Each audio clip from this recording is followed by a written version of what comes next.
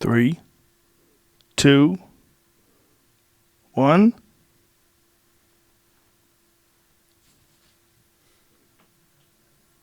And we're live? We're live. What's up, brother? What's up? Dude, how are you? Very good. We got you in here finally, man. How many times do we have to talk about this? Several, right? A lot. This was the universe wanted it right The now. universe made it happen after the Till victory. That was for a lot of people a big coming out party for you. Was it? Yeah. I thought I was. Yeah, you were already out, out. but that was like holy shit.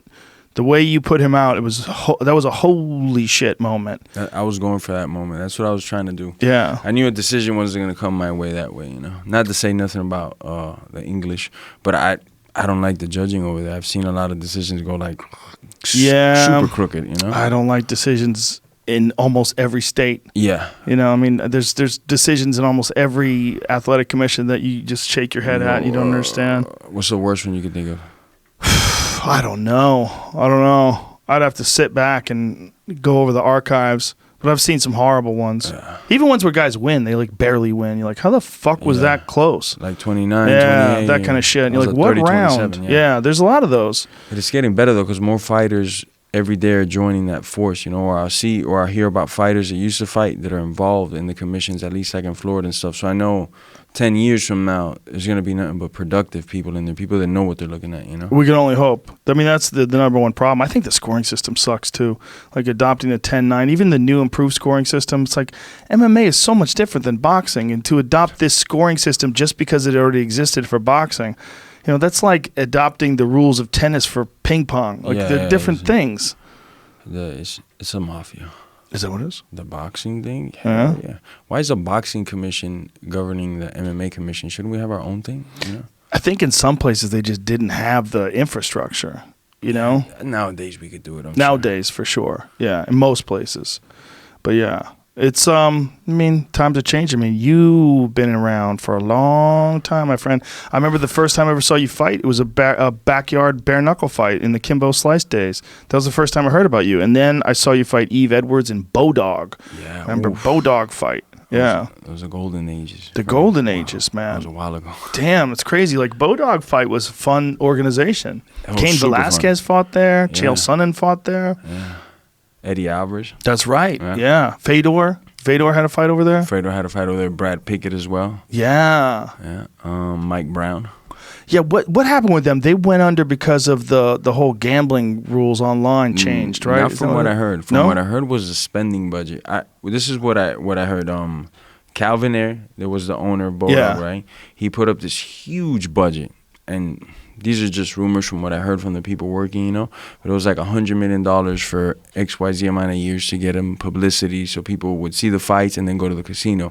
And that $100 million got blown out like in 2-3 years is what I heard. Oh. And I wouldn't disagree because they used to pay me really good and give us super perks. They used to give us some super perks, Take us to exotic locations to fight, be there for 2 weeks. You plus 2, they'd fly out, take care of you. They really, really took very good care of you.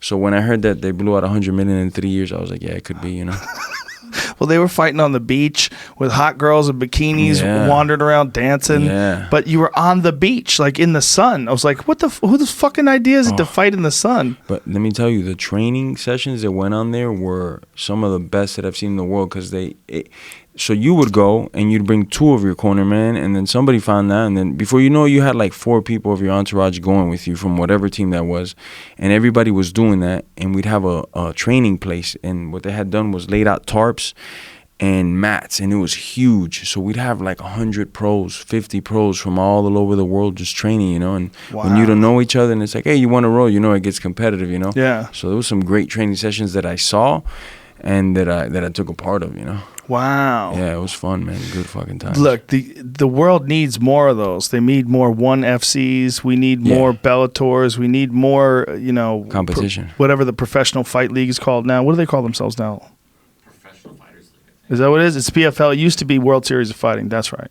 Yeah, we need more. We need more of them. Oh, so PFL is World Series of Fighting. It used to be World Series. Now it's PFL. Okay. Yeah, I think pretty sure most of the same organization. Okay. Yeah. We need more, Need more money. Yeah, that Oscar De La Hoya thing, that's probably never going to happen again after the Tito and Chuck fight. It doesn't look like but someone of that ilk, someone like a Golden Boy Promotions, they started getting involved in MMA and putting together, they could get some guys that aren't signed but are super high level with a big name. Like maybe the contract comes up and they decide to do something with a big name promoter. You know, it'd be good for everybody. The Golden Boy tried many years ago, didn't they? With Affliction, wasn't Oscar part of that? I remember Oscar, Donald Trump. Oh, that's right. Yeah, Donald Trump was a part of Affliction. That's right. Josh Barnett sunk that ship. Josh Barnett tested positive and that ship sunk, remember? Yeah. Yeah, and then the UFC bought it like right afterwards. Yeah. Yeah. They had some fun fights, though. That fucking Tim Sylvia Fedor fight was wild as shit. Andre Arlovsky. Yeah, Arlovsky, Fedor. Look at Donald Trump and Fedor. With Tom Atencio. That's hilarious. Yeah, back in the day, son. Yeah. Donald Trump and Tim Sylvia. That's hilarious.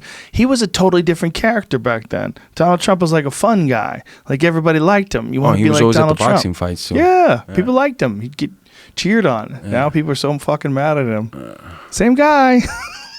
Nah, they don't see him that way no more. No, they don't. They don't, man. That's why he has all security around him now. Oh, yeah, he has to. Yeah, he fucked up. Became president. Yeah. It's a huge mistake for anybody. You want to enjoy your life? Don't be fucking president. He could disappear, get facial surgery or something. You think so? This. Of course. Plus, you get that booklet with all the secrets of the history. Just for that alone. The CFR book. Just for that alone. Who do you think gives you that book? Is it the CIA, the NSA? Or who comes to you with the book? Some guy with no face, nothing. No face. Yeah, like the guy with the blotter away. And the mask. What is the Watchman? Who was that guy? Ink blot. What's his name? Rorschach. Yeah. That's right. That guy. Yeah, he comes to you. He comes to you with the book. Gotta be what do you think's in that book? We all know what's in that book. Tell me. I don't know what's in that book. You don't know what's in that book? What's in the book? You think I'm gonna say here what millions of people listening get killed? I can't say. Oh. I seen the book, but I can't talk. What do about you think's in the book? I'm joking. No. What do you think? If you had to guess, I wouldn't even want to let's guess. say President Jorge, your first day in office, Mr. Masvidal. What would you like to? What would you like to go over first? Is Elvis still alive? What about Tupac? Where the fuck you keeping him? Where's Tupac at? Who else? What's going on with these aliens, bro? They real? What's That's really mine. happening? Number one. Number one. I want to know about aliens. I was hoping. This is my hope. When all these people are screaming in the streets about Trump, like, no! I was hoping the moment he gets in, he's going to ask about aliens. Because Trump's into conspiracies. Like, he used to go on the Alex Jones show all the time. I know he's into conspiracies. If you were going to be the president, the first thing you'd ask is fucking aliens. What do you got? See what's going on here with these green fellas. Yeah. What do you think is going on with them? I don't know. You live in Florida. There's plenty of aliens down there. Nah, we don't got. Oh, yeah. We got a lot of aliens, different types of aliens. Florida's We're talking about those trip. aliens? Nah, Yeah, Florida's a trip. It's one of my favorite places because it literally, like, especially the whole southern Florida area, like Miami, West Palm down. It seems like you should have a passport to go there. It's just, it's so different than the rest of America. It's don't wild. Speak English. It's great. The food is all exotic. It's like it's such a different flavor, and then the weather's crazy. It's almost like going to another country. Yeah, you need a little power. You go to the gas station, try and put gas. Like, what language are you speaking? Nobody speaks English there. People get upset. I'm always at a gas station, and then somebody, like an American person, will be in the line and, fucking damn it, man! Nobody speaks English here, and then I have to like translate. Like, oh, calm down, man. It's okay, bro. There's people who speak English and Spanish. It's And it's also the weather there. When it gets crazy, it gets so crazy. I went with Eddie Bravo once, and he was doing a jiu-jitsu seminar. We had to drive from West Palm down to Miami, and as we're driving, this storm hit. It was so hard everyone stopped dead on the highway because you couldn't drive, because you couldn't see in front of you. We were laughing. No one could see anything. It was just all a wall of water that was pounding down on the car for about 10 minutes, and then it all went away. We were like, what in the fuck was that? You can't see in front of you. Didn't matter if you had windshield wipers on. You were going nowhere. You couldn't drive. You couldn't see. Sounds about right. That's about right? That's why Miami people, Florida people got that spastic behavior as well, just like the weather, We're here one moment, we're gone the next, It's all temporary. Yeah. Yeah, well, you being down there, though, you couldn't ask for a better training environment. I mean, what they've established down there, I mean, it was great when there was the Black Zillions there as well, but, I mean, American top team down there, like, holy shit. we are in Florida. I mean, Black Zillions was trying to do that cute thing to saying that they were giving us competition. Whatever happened to that team? Well, the guy died. No, but before that, it was long extinct. Yeah, well, look, Dan Lambert's a bad motherfucker. It costs a lot of money to do what he did, and that guy is he's one of the treasures of the sport. Yeah, you know, and what he did was not just do it once, but then build a whole new place. Yeah, the giant new place with dormitories and shit, state of the art facility. Dan loves it, man. Dan, he's amazing. Have you ever been to Dan's house? No, never have. Well, he's probably gonna get mad at me. I'm gonna put him on blast right now, but fuck it, let's pick at him real quick. He's rich, so you know, he's got a really nice house to start with, and you go inside the house and you don't see any pictures of his kids, which he has a beautiful family, but you do see pictures, massive pictures. I'm talking about they won't fit in this room. They're huge pictures of his fighters knocking people out or submitting people all over his living room, man. And he'll tell you, he goes, man, the gym is my baby. I would no way I'd get rid of this. You know, this is that's his thing. That's his baby, man. He loves it, man. Yeah. And Dan's also a tough motherfucker, bro. I've rolled with him. Back in the day when he was maybe like 8 years ago, he used to roll with everybody. If you were a world champion or not, I'd be like, let's roll. Just straight jiu-jitsu, and he's fucking pretty good, man. Yeah, he's very good. He's legit. Yeah, he's a great guy, too. And you know, I remember when that place was basically just a money hole for him. He just kept pumping money into it. He was funding fighters. Some of them took advantage of him. A lot of them did. Yeah, but he stuck with it. Yeah. And then he started developing world champions. Yeah. And now it's like, wow, look at that place. 100%. I mean, when you talk about best gyms on the planet, you always have to mention ATT. You have to. Obviously, my opinion is biased, but I think we stand alone in the world. I don't think nobody's just sheer numbers. You know, we just got another title holder. Mm-hmm. You know, on my card, we got 4 people from American Top Team fighting against the world. You know, I think for a while it was like Greg Jackson's and AKA. They were producing a lot of people, but as of late, the last like 4 years, I think it's American Top Team. Yeah, it's also the incredible diversity of talent that you could train with. Yeah. You know, there's so many. That's what attracts it. You know, you're a 135er, and back home you're the only 135er, and maybe you're a world class guy. You come in here, you got like 5 135ers, and 3 of them might be in the top 10 in the UFC. You know? What do you attribute your longevity to and your enthusiasm to? Because you've always been a guy who loves fighting, and you've always been a guy who, I mean, you've had that enthusiasm for a long time, man. You know, not a lot of things can capture my attention. You know, like I can't just watch TV, for example, you know, like a football game and sit through the whole thing. You know, not trying to diss football or anything. I just don't have that attention span, or basketball or baseball. Fighting can just, like, I'm talking to you and the fight goes on, and I just, like, almost get zoned out, you know. So it's always had my attention since a kid. Since before I knew that I could make money off of it, it just attracted me, you know. It's that primal instinct, survival, whatever it is just hardwired deep into me, you know. And my longevity, one thing I definitely attribute to is not taking steroids, man. You know, just being natural, enjoying this ride the natural form, you know. Not like pushing my body to its limits, that I'm bench pressing 400 pounds but my ligaments are weak, things like that, you know. And I also think God made me for this, you know. The way that I've been fighting my whole career, you know, I have really good defense. The last fight it didn't show, but I'm also, like, built hard, man. I walked out of the fight without a bruise. I mean, look, you got clipped with one left hand in the initial, after you dick kicked him, which was crazy. He came out, that was the first fight I ever saw with an opening flying side kick, dick kick. Luke Hank to the balls. Sorry. But then he clipped you with, it was a perfect straight left, but you survived on the ground. You survived on the ground. You covered up. You showed great defense on the ground. You got back to your feet, and you kept it together. You know, and the combination that you hit him with, you'd hit him with that combination a couple times. Is that something you prepared for, that when you were switching and then throwing that left hand? Did you prepare for it that way? Southpaw and then Yeah. Me and my coach, he's the one that'll do like all the technique. The guy that I've been with forever, Paulino Hernandez, I think the greatest striking coach ever. He showed me, like, hey, let's do this, you know. And I was like, oh, man, I don't want to do new techniques. Come on, let's just do it, you know. And then we started doing it. And this was like a while ago. And then for this fight, and I had stopped doing it, you know, because a lot of the techniques, we work them a lot. When he brings me a technique to the table, we're going to rep it out 1,000 times in a week. And the next week, the same thing, till he feels that I got it. And then he'll be like, all right, cool. It's there in the tool shed. When we need it, we'll polish it up. So for this fight, he's like, hey, remember that technique? Let's bring it. I think it'll work here. I go, man, but he's a southpaw. He's like, I'm telling you, the way he's moving, the way he's, you know, fighting with you, it's going to work. So we started doing it, and boom, money. You caught him with it a couple times before you put him away with it, right?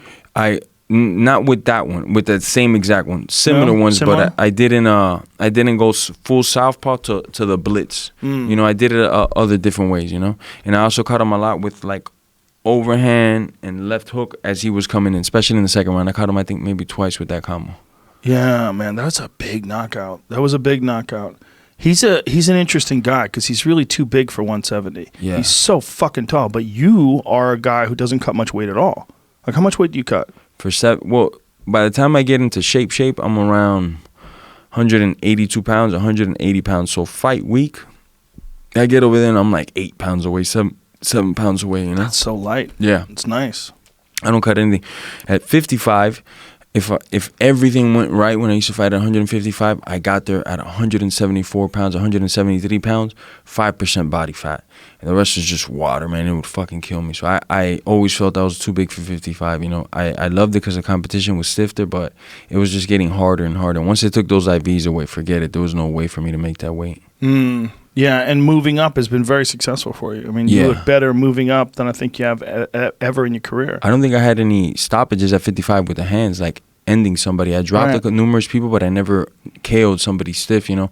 And at 70, I got a couple of them, and it's... Do you attribute that to having more power at 70? Like more being energy, healthier, feeling better? Energy, confident, you know. Once you run that desert to cut the weight, and then you still have to fist fight, that's still in the back of your mind. Like, you know, do I have 50 good hot right hands in me, you know? Right. And those doubts and stuff come in you. And also, your insides take a beating. When you cut that weight, when you're cutting like 12 pounds and up of water, your insides take a beating. So you get hit in the stomach and like, whoa, that shit fucking hurt. It doesn't hurt like this in practice, you know? So it sucks, man. It sucks. Harsh water cuts suck. We were talking about it outside that I think that if they instituted hydration tests and more weight classes and just cut it out, just cut out weight cutting altogether. Cut it out, man. Just figure out a way to eliminate. Make people fight at what they weigh at.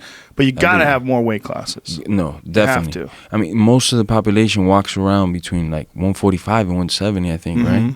You know, most of my friends are not heavyweights or very short dudes, you know. They're like right around there. So I think definitely in those weight classes, they could definitely add more, you know. Maybe even 7 pounds in those weight classes, every 7 pounds difference. And then as they get bigger, they could do like 10 pounds, you know, like 85, 95, 205, you know. I don't think it's, some people have said that boxing is too watered down. I think what waters down boxing is the different organizations. Yes. I don't think it's weight classes. 15 belts per weight class. Come on, man. Yeah, I don't think there's anything wrong with a 147 and a 154. No. That doesn't bother me. No way. I mean, that 7 pounds. 147, 154, 160, and they have 168. I think that's perfect. Perfect. You know? Yeah. I don't think, I think, look, I always thought it was weird that we didn't adopt, if we're going to adopt the boxing 10-point must system, why don't we adopt the weight classes? Like, that's why do we have our own? It's the weirdest. How is lightweight 155? Lightweight's always been 135. Yeah, we all know that. yeah. Welterweight's 147. It's not 170. How is that welterweight? Like, that's ridiculous. There was already a welterweight. Like, it's like calling a pound, like, oh, well, this is our pound in South Dakota. It's 7 pounds. It's a little heavier in South Dakota. Yeah, like, what is that? You know what I mean?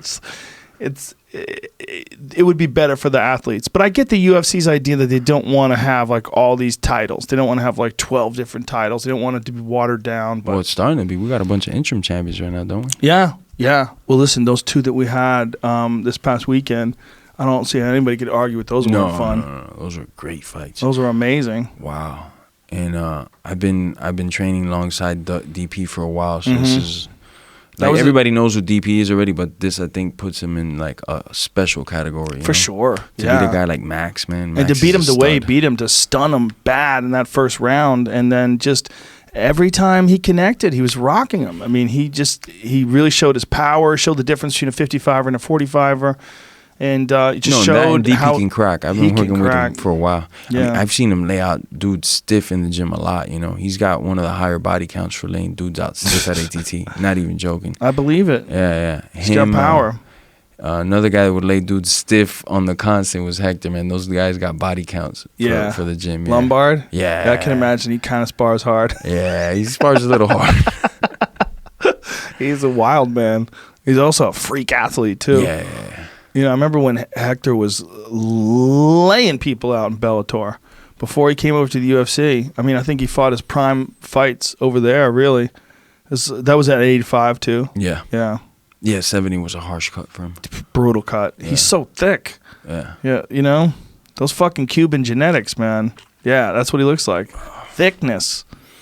Yeah. Joel too is another Yes. guy like that. He's got all neck. You know? Joel is ridiculous. 42 Whenever years he old, could weighs lay you in, out with any you're hand. like, I can't even believe this is a real human. Whenever he weighs in, I'm like, what the fuck is this?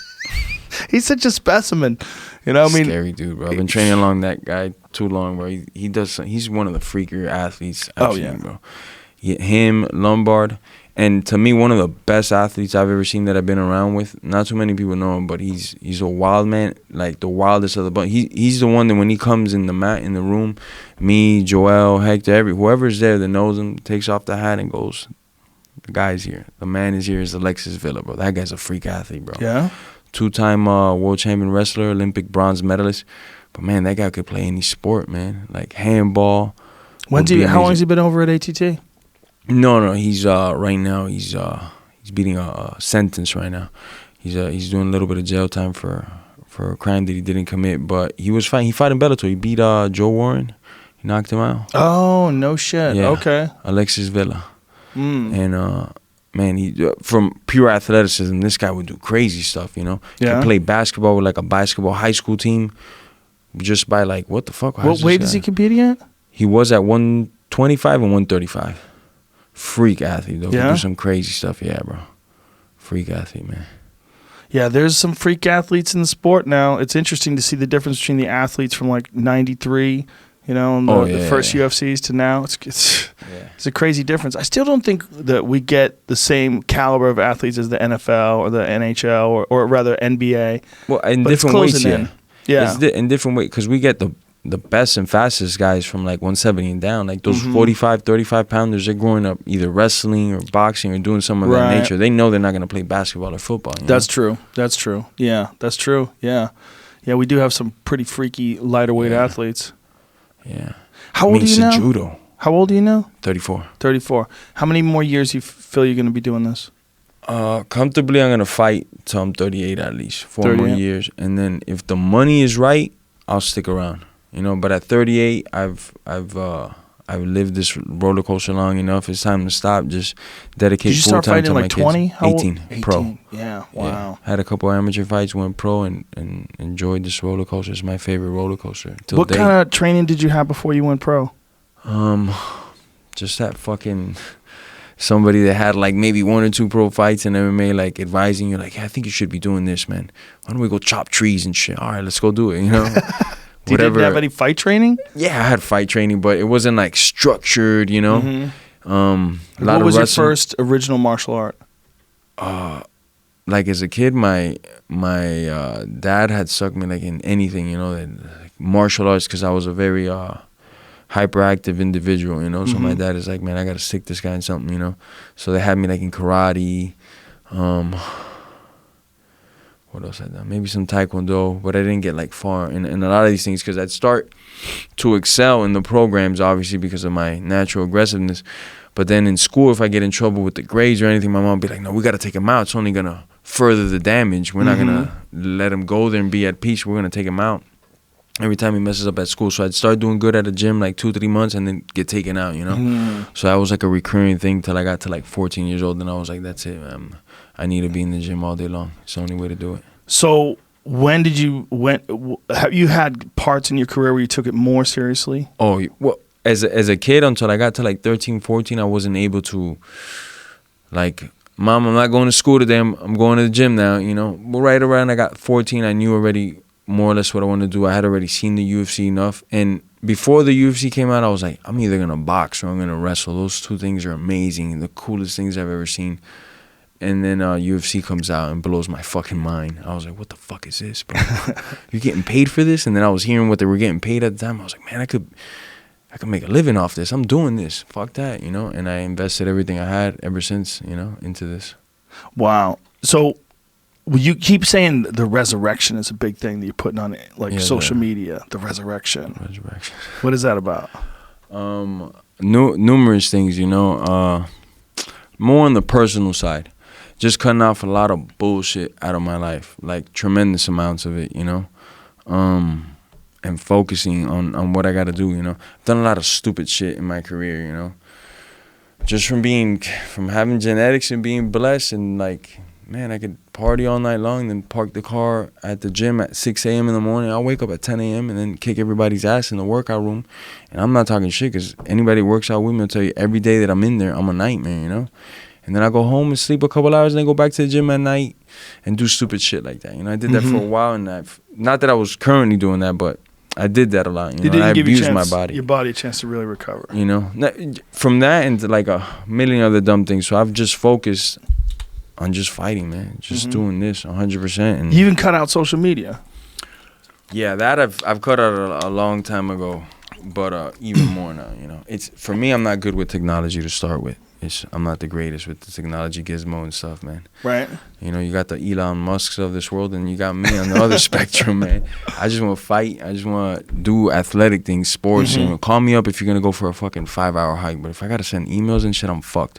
So when we're talking about social media, I don't know how many even followers I got in there. It's a lot of pressure to keep up with this stuff, you know. Right, so you I just could do this, it the now. talking, yeah. I don't ignore it. I get on it. My manager stays on top of me, and he helps me out tremendously.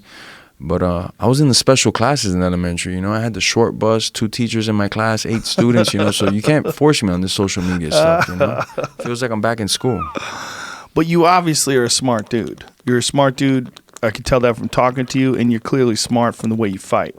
You know, there's no way you could fight the way you fight and be as creative as you are and not be intelligent. It's just you're expressing it in a different way. Yeah. Yeah. For sure. For fighting, yeah, I definitely You have to be smart. Yeah. There's no, unless you're just some crazy freak athlete. Yeah, you know? no. For fighting, yeah, I definitely got like a good sense of what's good and what's bad, you know. Yeah. Definitely. Have you always had that sense of what's good and what's bad in terms of, like, have you always had good timing for sparring? Oh, for straight, my most gifted ability that God said here is boxing. Since the first day I walked into the boxing ring, maybe like 3 weeks later was the first time, like, I will let this guy spar, you know. And they put me to spar. And I remember there was a couple coaches there that didn't know me. They were handling already the boxing team for that program. And I used to go to this state-sponsored program, which was like $40 for the whole year. You had access to the gym 3-4 hours a day, and it was like perfect, you know. It was the best thing that could happen to me. So it was a lot of good talent, and then we had a couple national champions come out of that program. And I remember my first sparring, the coach is coming up to me and goes, "Hey man, how many amateur fights you got?" And I go, "No, I've never fought in my life." They go, "What? All right, come over here, man, and start working with you." And it was like immediate, you know. And I just had like a natural born radar where I could see the punches in slow motion, you know. I didn't know at the time how to react to them. I was up, right, you know, just trying to get out of the way, and it would just work, you know. And still to this day, I have that same radar. So that's just a blessing God gave me. And also from the ass whoopings my mother used to give me, because when the belt would come with the metal buckle and the shoes, that's the first test of the reflexes, you know. When I get home like at 2 in the morning, I was like 12, 13 years old, my mom be waiting for me, dodge the broom time. You've obviously put more work in too, though. Like, it's not just this whole resurrection is. You seem more focused. Definitely more focused. I've always been like ultra focused when I got to fight. You know, like nothing forever in all my career. Like I got to fight. That's I'm gonna make it to every single practice that's on my schedule. If I got 2 practices today and 3 tomorrow, and whatever it is, I'm always gonna do it. Outside of fighting, though, like once I don't have a fight, those 7-8 weeks, madness would happen. You know? Fucking stupid shit, you know? So, you know, that gets you into trouble, that gets you out of shape. I love to eat, you know? Right. That's another fucking huge problem. Right. Yeah, I love to eat too much, maybe. What's the heaviest you've ever gotten in between fights? It was recently. Right before I went on this reality show, I checked my weight. I was at a staggering 2 sexy. And you know, it was time to cut the weight, man. It was just too much, man. What reality show is this? I went on my manager Abe got me this deal. We were having trouble. This was after the Thompson fight. We couldn't really get a matchup, couldn't get a fight that I wanted. I wanted like a tough fight, and they were kind of offering me like Ultimate Fighters and things like that. And no disrespect to them, at that stage in my career, I want the hardest fighter, the best fighter that I could get. And he's like, calls me up one day. He says, "Hey, I got this reality show." And I was like, "Oh, awesome, click." You know. and calls me back the next day. Yeah, what? Don't hang up yet. Listen to me. I think you might like this. It's not like that. It's not like a jersey short. It's like a competitive. Like you're gonna compete against people. I'm like, no thanks, bro. And then we talk like a week later. What's going on? Did I get a fight? No, we can't get you no fight yet unless you want to fight Joe Blow or this guy. I'm like, I've already been sitting out 7 months nursing my injuries. I'm already thinking, yeah, I'll fight whoever it is. So while this is going on, the reality shows pitching numbers at us. They keep increasing the number every time. They get to a decent number. They talk to my manager. My manager talks to me. He's like, yeah, I can't get you no fight right now that you want. Why don't you just go there a couple weeks, 1 or 2 weeks, collect these paychecks, come back, and that's it, And the reality shows, like, you go through, like, a parkour kind of obstacles, and then at the end, you got to aim. So while your heart rate's all up, you'd have to, like, knock down water bottles with a Frisbee or a football or something like that. But the cool part is that I'm up against Olympic gymnasts, parkour dudes, tennis players, soccer players, all types of athletes were just mixed in there, and we're just all competing in this thing. So it was pretty cool. It was an awesome experience. I ended up lasting 13 weeks in the show, and the show ran for about 15 weeks. So I got pretty far deep in it, And the coolest thing was that I got to be alone by myself, because one of the things is there's no cell phone, there's no TV, there's no music on the show. So it's just the interaction of us. And outside of that, that's it. That's your only interactions. You don't have no interactions with the town people or nothing. They strictly forbid that. They want you like caged up. So it was awesome. I thought, after a while, it was the best. I'd go work out in the nature, be by myself in the mountains or in the beach and just chilling, and you really get to notice yourself. And that's why I call it the resurrection, because I thought about like all the negative, dumb things that I've done in my life, and just let me eliminate them. Whether I like them in my life or not, let me just eliminate that shit. And that's it. That's why we call it the resurrection, Yeah, well, that fight with Till, man, if anybody had any doubts, that fight erased all of them. And that was, Till was top 5, right? When you knocked him out, I believe so. Number 3, yeah. Yeah, and so that puts you in the hunt now. And what a crazy goddamn division that is now. Yes, sir. We got Robbie Lawler, who's he's about to fight Tyron Woodley again. They're going to have a rematch. That's a crazy fucking fight. It's a crazy fight. Usman is waiting to see who's going to be next for him at 170 now that he's the champ. Wonder Boy just got KO'd by Pettis, which is crazy. That was crazy. And now RDA, which is a ranked 70-pounder, is going to fight he's going to fight the 55. I just forgot his name right now, the second. Kevin Lee. Oh, yeah. Kevin Lee's going to go up to 70 now. So those are the things that throw me off. Like if Pettis stays at 70, awesome, right? But if he goes down to 55, it kind of like makes it more of a weird, setup. And same thing with Kevin Lee. I don't know if he's staying up at 70 or he's doing like a one night stand thing, Cause he's staying, according to him. When I talked to him, it was just too hard for him. It's like 55 just ruined him. Every time he got down there, you've met him. He's big. Yeah, he's a big guy. Yeah, and he's walking around like 185, easy, maybe more. And thick, it's not like, man, there's not a lot of weight there that you can cut off. 30 fucking pounds. If he stays, no problem. I love it, But when they come and go, it like fucks with the division. Up makes it a labyrinth. Yeah, I don't understand why the UFC is so reluctant to have more weight classes. I really don't get it. Like Dana said that the 165-pound weight class will never happen while he's running the UFC, and he's going to be running it for the next 7 years. He said. Was it ESPN Plus? Kevin Lee's want to make Rafael dos Anjos fight at 165. He's asking him to see like if they can make a backroom deal to just both weigh in at 165 instead of 170, just to sort of force it. What? That's not forcing it. Well, he's trying. Why would that? Doesn't even make any sense. That's so weird. 5 pounds is not that much of a difference. It's not. But it would be nice if there was a 10-pound gap. I don't know. They both, Dos Anjos has fought successfully at 170. He looked great when he fought Lawler, Beat Magny, too. Yeah, but I feel like he's probably a guy that should be 165, too. They can make it like a 162 or something, 163, something like that. Yeah. I don't know. We're probably just fucking whistling in the wind now. They have their ideas. I don't want to run that business. I don't want to tell them what to do. Fuck running that. Imagine running the UFC. What a nightmare that would be. Depends how much money you're getting paid for, right? I guess. Still, once you have all that money for a few years and then you're dealing with high blood pressure and your fucking panic attacks in the middle of the night. They got things for high blood pressure that are pretty good. They do? Yeah. Yeah? Marijuana. That does help. Yeah. What's it like in Florida getting weed? Is it hard now? Florida's a fucking mafia, man. And I'm going to get killed for this. But, you know, every state went legal and had the flower and shit. Mm-hmm. We only had wax. That's it? That's it, man. And that's for medical, right? You have to have for AIDS. medical. They're literally Or about cancer. to become, I think flower just became legal in Florida, or it's about to become legal. Medical, one of the two. right? Yeah, medical. Yeah. Yeah, no just smoking the smoke. I wonder if they're going to be easy with the medical recommendations the way they used to be for opiates. Opiates, you'd be able to get oxys with like, just go to a doctor, one of those little pain management centers. Oh, in Florida. Yeah. Oh, yeah, I'm sure. I wonder how hard it's going to be to get weed because they obviously there's someone who's spending some money trying to keep it from being fully legal there. Yes. Yeah. And I think a big part of it is because like South Florida culture, there's a lot of natural growers over there. Mm-hmm. They grew like it's always been a big business. It's illegal, of course, to grow marijuana in Florida and sell it, you know, especially in Miami, Florida. And a lot of people did this. So I think when the rules came about legalizing medically marijuana, they said, we're not going to have plants because then everybody's going to grow plants. And, you know, it's like we can't really charge them because it's legal, you know. So that's why I think they did the wax. Because you can't grow It's the hard wax. to manufacture. You know? Yeah, I guess. And I don't really agree in like smoking wax. Like somebody giving me wax, like, oh, here, smoke this. I don't really know what's in there. You know, I always feels like that from cocaine to crack, people thought, oh, it's still cocaine, and then you're a fucking crackhead, you know?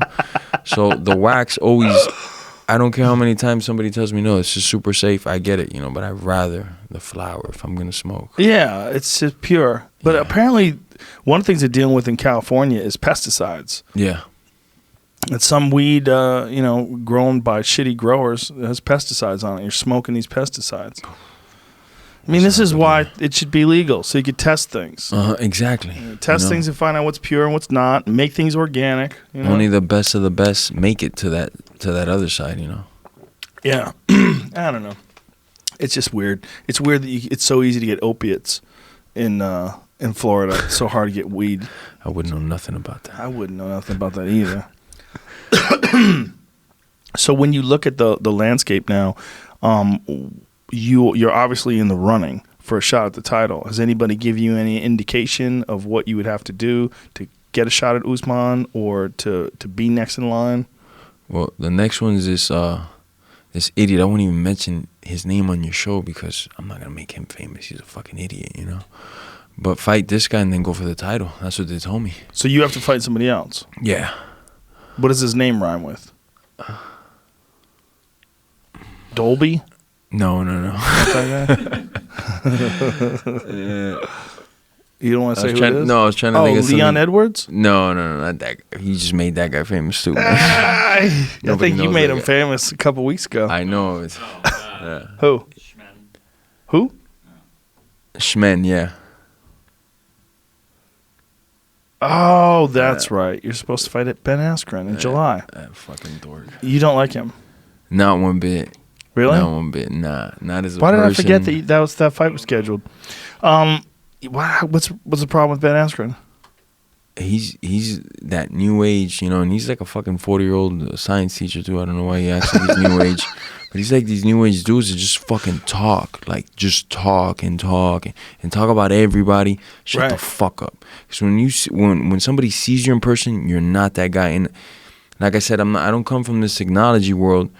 I come from like, if you say like, yo, fucking Joe, you're a fucking idiot. Well, you're going to punch me in the face, or I better be ready for it. You know, I'm just not going around disrespecting people. I get taught respect, because if not, somebody's going to make you respect, you know? Right. But these guys nowadays, they grow up with these little things. And they can just say whatever the fuck they want. Words carry weight, especially my kids can read your stupid comments. You know, my kids have access to the internet now. I just don't like them, you know. One incident, I remind you, when Khabib won the title, right? And Ben immediately comes out, I'm Khabib's kryptonite, I would smash him or something like that. Like, for starters, you're a 70-pounder, you fucking moron. He's a 55-pounder and you're not even in the UFC, you know? He's that type of guy, an attention whore. Look at me. I don't even like his fighting style. I like a lot of wrestler style, because if that's what you did and you're imposing it and winning, awesome. But when your sole purpose is just to hug somebody's leg as hard as you can, and then I don't know what you think about the Robbie fight, but he didn't win that fight in my eyes. You know, We Robbie watched was that not fight asleep. several times.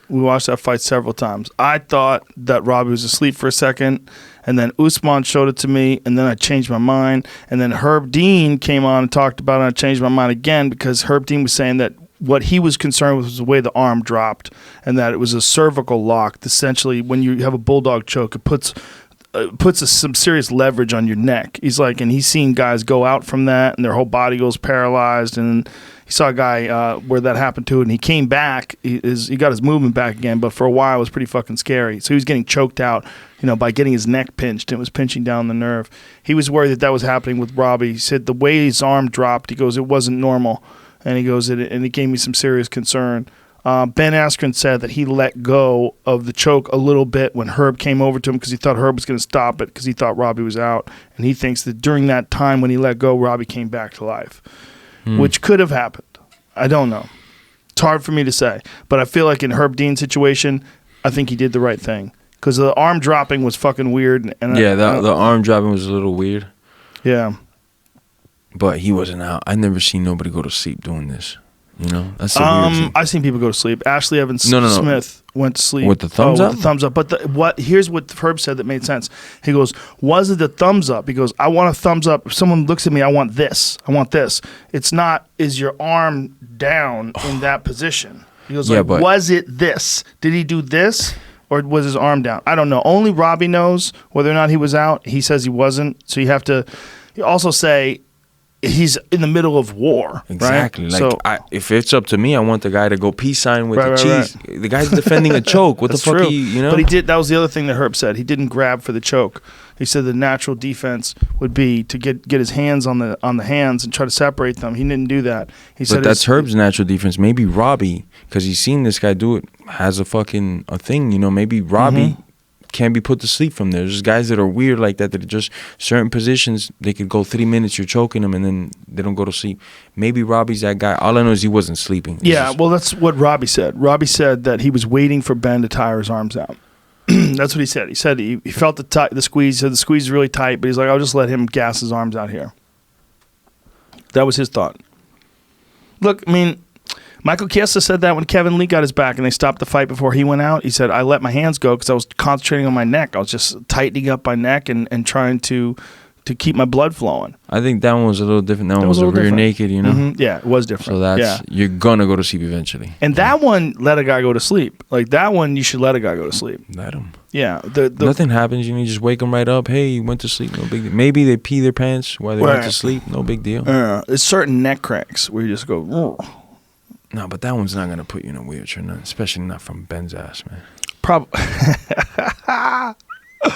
So your take is on all of this trash talking, media hype shit that you see going on now. You don't like it. I don't. I think I fast forward. It's distasteful right now to a certain point. But if you just fast forward to the guys like me when I was 14 years old watching this sport, now you're looking at the dudes right now doing it, you're going to grow up and think, oh, well, I got to do the same shit. I just got to fucking talk a shitload of shit. I don't really got to go to the gym that much. Just got to have a banging, lit social network account, and I'm fucking golden, And we see it, Sage Northcutt, for example, great talent and stuff, but what he was getting paid out didn't make sense to a lot of the fighters, Why was he getting paid so much? Because of social media? Is he really bringing in those people into the chairs and into the TV because you have a lot of likes? It's the things that I wonder. Not like to diss the girls or nothing, but sometimes girls have like tremendous amount of followers, Do those numbers translate to viewers on the TV or like butts in seats or any of that? Like I would like to know, and a lot of times when I've asked like people in the UFC and stuff, they say no, those numbers don't translate. So why do they get more money?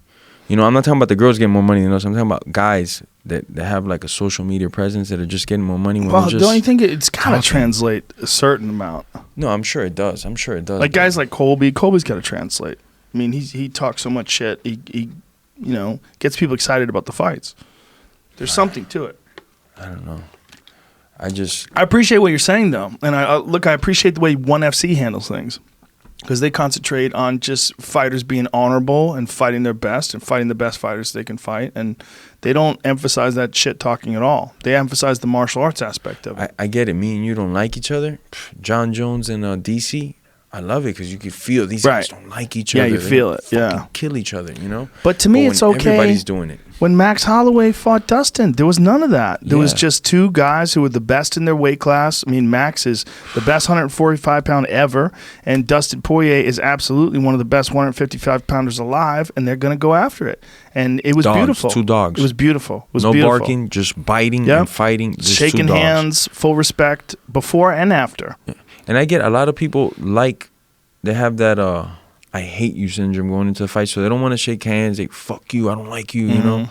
But when they're giving so much attention to that WWF stuff and pushing you to the forefront, that I don't really like, you know. And just to think that the kids watching it are going to be even worse. They're going to do it to the next power, you know. Did you get upset? I mean, when you went over and got into a fight with Leon, you were being interviewed. He was yelling some shit at you while you're being interviewed, and you walked over. And one of the things that I like what you said is you walked over your hands behind your back. You're like, look, talk, say what the fuck you want to say to me. But then when he was standing in front of you, like he wanted to punch you, you're like, okay. Well, you know, for starters, what was he saying to you? Well, initially, I was doing my interview, and he's crossing by, and he's with his corner man, and I don't know if this guy consumes a lot of drugs or what, that he thought that would intimidate him. He was walking like this, looking at me and like pacing back and forth, and I'm trying to do my interview, you know? And he asked me something about a date, and I say maybe, maybe not. And then he tells me to shut up.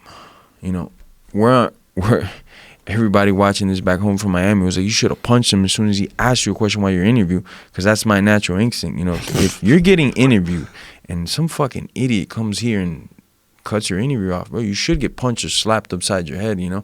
That'll teach you respect not to do it to nobody else again. I should have immediately done it, but I didn't. I answered his question politely. Maybe, maybe not. He goes on to say, shut up after that. I can't take that. My daughter might be watching this interview. I've been telling her, stand up to bullies your whole life. Don't go running to somebody and telling them, oh, so-and-so is picking on me. Handle it yourself. That's what's wrong with this country, I think, with this whole, if somebody picks on you, go tell somebody else. I'm not going to tell authorities this hooligan's picking on me. I'm going to handle it myself, you know, because I'm going to see him again. He's going to think he could pick on me. Got to handle it myself, you know. I'm in my interview, man. You're going to steal my moment. I just worked out here. I just kicked some butt out here. You barely want a split decision in your own country. I knocked this dude out, and you're trying to steal my shine like this. That's what I'm saying. Like, and then he got famous off that, which I hate. So only thing I could take back about that night, that it wasn't filmed. If they hadn't filmed it, it'd be even better, you know. He was just gone off in silence, you know. Leon got his ass But split. I think it helped you too. No, did it help me? Yeah, but it helped him more than anything. Yeah. No, it helped you. People know who this People hooligan know is. Masvidal doesn't take any shit. People known that since They know, but they since like to see before it. rainbows had color. They already knew that, man.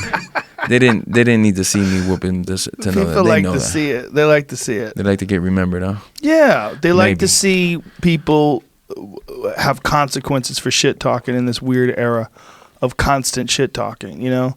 I think people enjoy it. They like it. And if you guys ever fight, it makes it a bigger fight, for sure. I guess, man. You know? I guess. But yeah. does that, like, I beat number 3. I've been in this sport for a while. I've been beating up guys.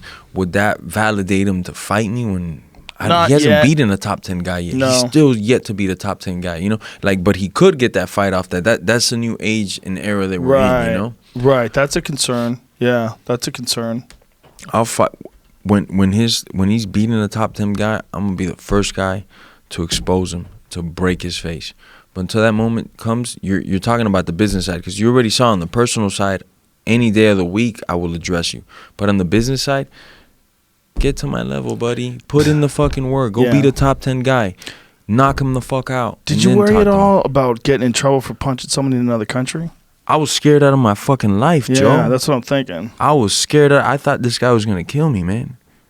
Oh. I might have not looked it, but I was scared out of my life. Yeah, I get it. I'm very cold-blooded, you know. I get that from genetics, from my pops and them. But I was scared out of my mind. I thought this guy was gonna take everything I had, you know. You had to do that. I had to defend I understand myself, it. man. I understand.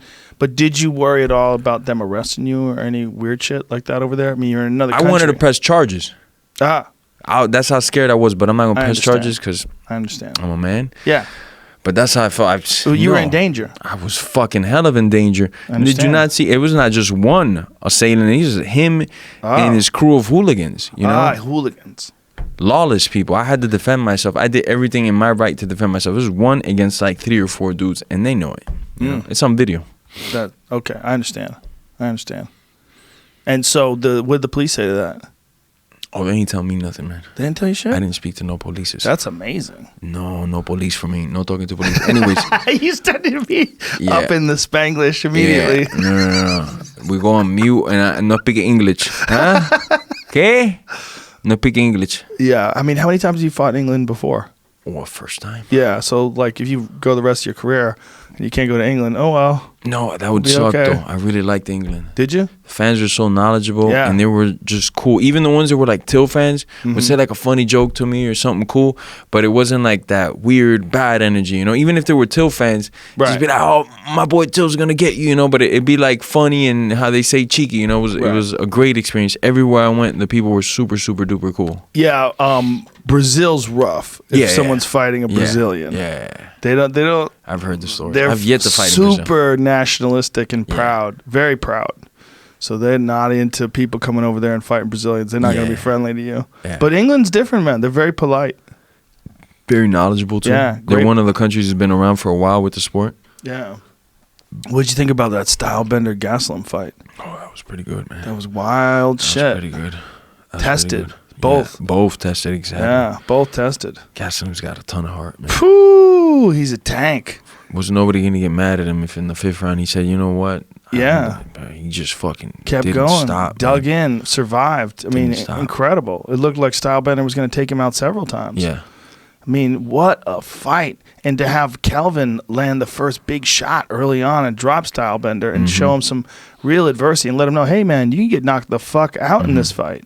You know, that was a real awesome moment, man. What a fight, too, man. Back and forth. And ooh, so much chaos. And to have Kelvin head kick him and rock him. How about that shit? The thing that really rocked Stylebender was a fucking head kick from Kelvin. Like, I thought really Calvin would press him up against the cage, maybe get a takedown, but just definitely keep him up against the cage and work him there, you know? Yeah. With his wrestling background. I didn't see that going like that, you know? Yeah, there was some wild scrambles on the ground, too. Stylebender threw up that fucking triangle. I was like, whoa, he's got a game on the ground. No, he's a gifted athlete, man. And Fast as fuck, man. And more than just gifted, you could tell he puts in the work, you know? 100%. He's smart as fuck. Yeah. He's smart and creative and just has a broad encyclopedia of first of all, striking knowledge. But obviously, when he went to the ground, he knew what the fuck to do, man. Yeah.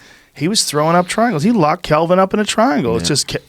They're slippery, and it's the end of the fight, and you know he popped out of it with all obviously Kelvin used the right technique to get out of it too, but that was a serious fucking triangle attempt. It was a serious fight, man. That was a good serious fight. You pay your hard-earned money for that fight. Oh man. yeah. Well, I hope enough people got a chance to watch it because I don't know what that ESPN Plus debacle was because apparently there were a bunch of people that couldn't get it. Like there was because you got to sign up right to the app. And there was some crashes, and some people wouldn't work on their device, and they had to order it online. Then it still didn't work.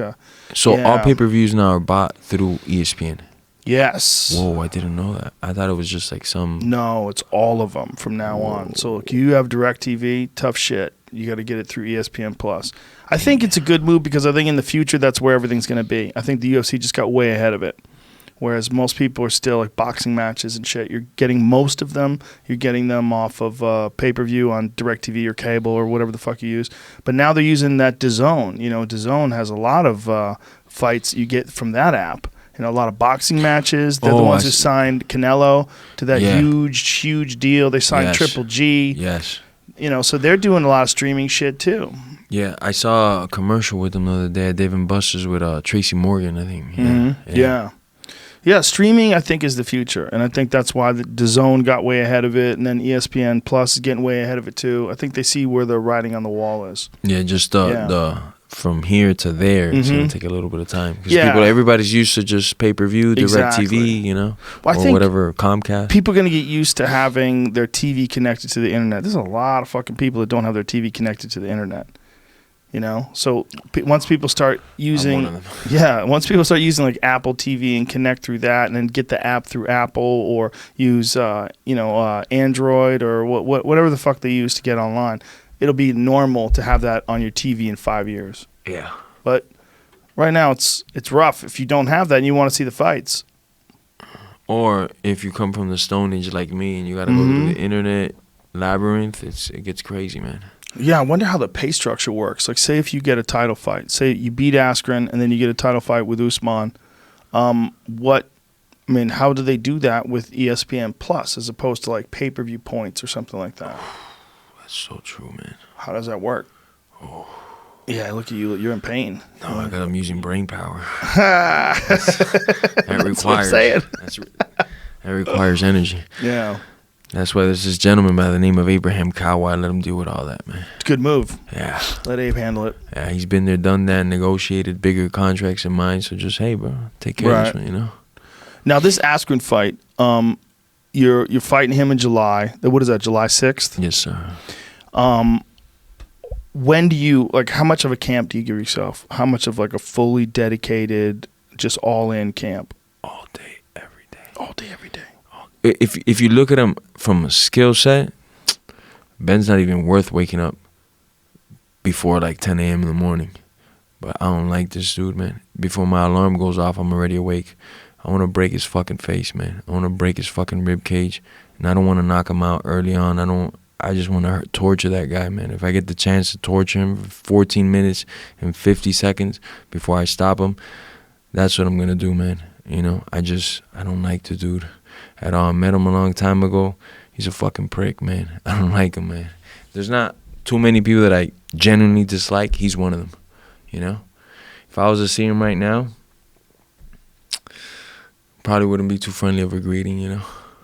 Now, do you base this on how he talks shit and just plays around and tries to hype things up, or have you had a real conversation with him? Combination of things, you know? Like I'm the type of dude that if we train, you go to American Top Team, Joe, and let's say I get lucky and I tap you out twice, I'm not gonna ever tell nobody that, because that's not my glory moment. That's just fucking training. I don't give a fuck about that. I already forgot about that. But there's some people that violate that man code of gym, and they go, I went to American Top Team, and like he's that type of pussy, you know, like, oh, he's talking about gym stories. Like, he came over to American Top Team after I dumped him on his head.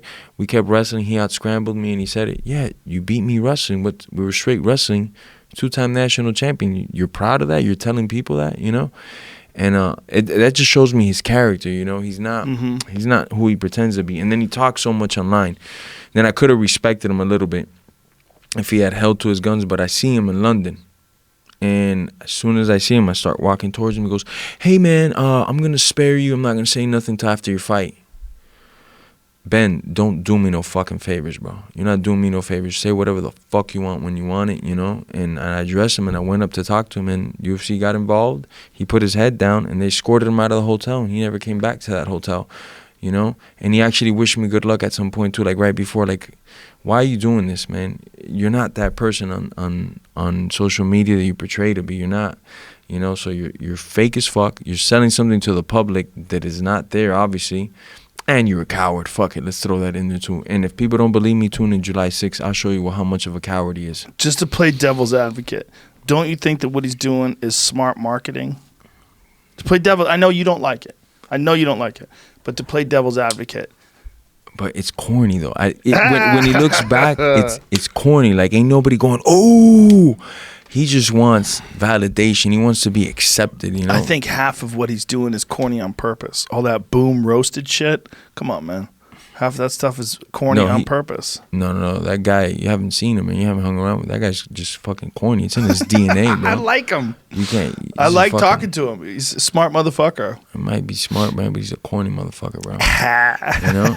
And he's cocky for all the wrong reasons. I just can't wait. I love the fact that you're a purist like this, though. I really do. I want to hurt that dude, man.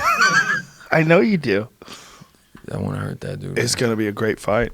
It's one of those interesting fights because you've got good wrestling, takedown defense. You've got very good wrestling. You got very good takedowns yourself, but you clearly have a big advantage in striking. Yeah. So it's one of those, can he impose his will? Can he get a hold of you? He's gonna get a hold of these fucking nuts, man.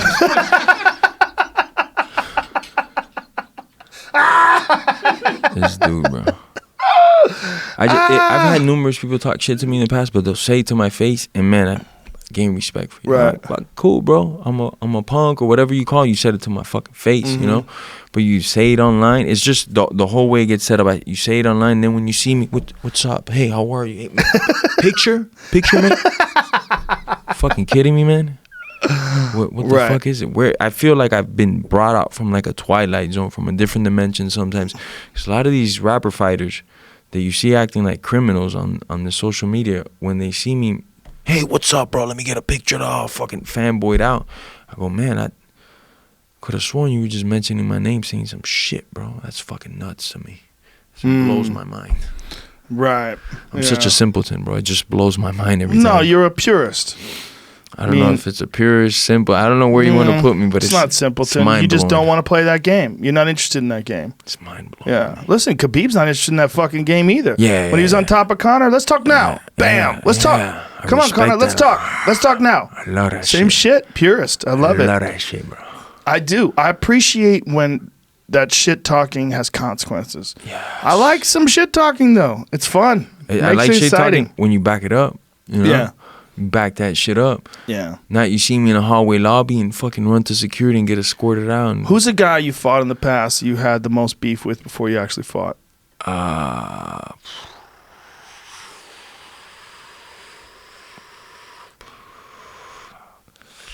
don't know. I never really had like Real beef? Nah. So not like this fight. Like Till and you went back and forth a little bit, right? No? We went back and forth like, hey, you want to fight? Yeah, let's do it. All right, fuck it. Boom, boom, boom. But we never, But it was pretty respectful. Yeah. Yeah. Till's a cool dude, man. What about Cowboy? Cowboy, I mean, yeah, a little bit of beef, you know. Nothing crazy. Like if I see him in the street, we're gonna start fucking fighting or nothing, you know. Is that what you mean by like beef, or just like we were going back and forth? Like talking shit to each other. Like yeah, where me it and gets Cowboy. emotional. Yeah, you're right. Me and Cowboy were talking a lot of shit back and forth to each other. You know. Yeah. It's coming from genuine places from both sides, you know. So it was good. It gave that fire, you know. Yeah. Yeah, that's definitely one. It came from like a little bit of hostility, but not like this Askren one. I respected Cowboy going into that fight. You know, obviously, I think he's a fucking stud, bro, and he proves it again by having the most wins, most knockouts, submissions.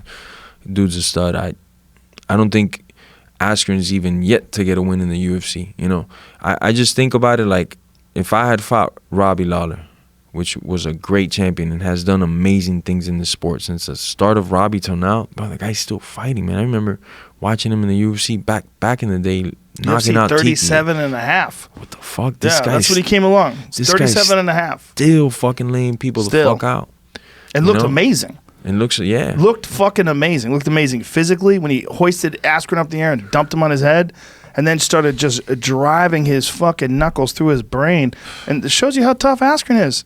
The dude's durable as fuck, man. He handled that. He's built for survival. Even by his body type, you can tell, like, physiologically, he's just built for a guy like me to put him under the radar, like, oh, this guy's not a threat. Look at him, you know? But it's not going to work. I already know what to do to this guy and just fucking hurt him, man. Even the way he's fucking built is for patheticness, man. But let's skip the subject, man. Let's go to somebody else, man. Make this guy famous on your show. Well, it's too late. Too late.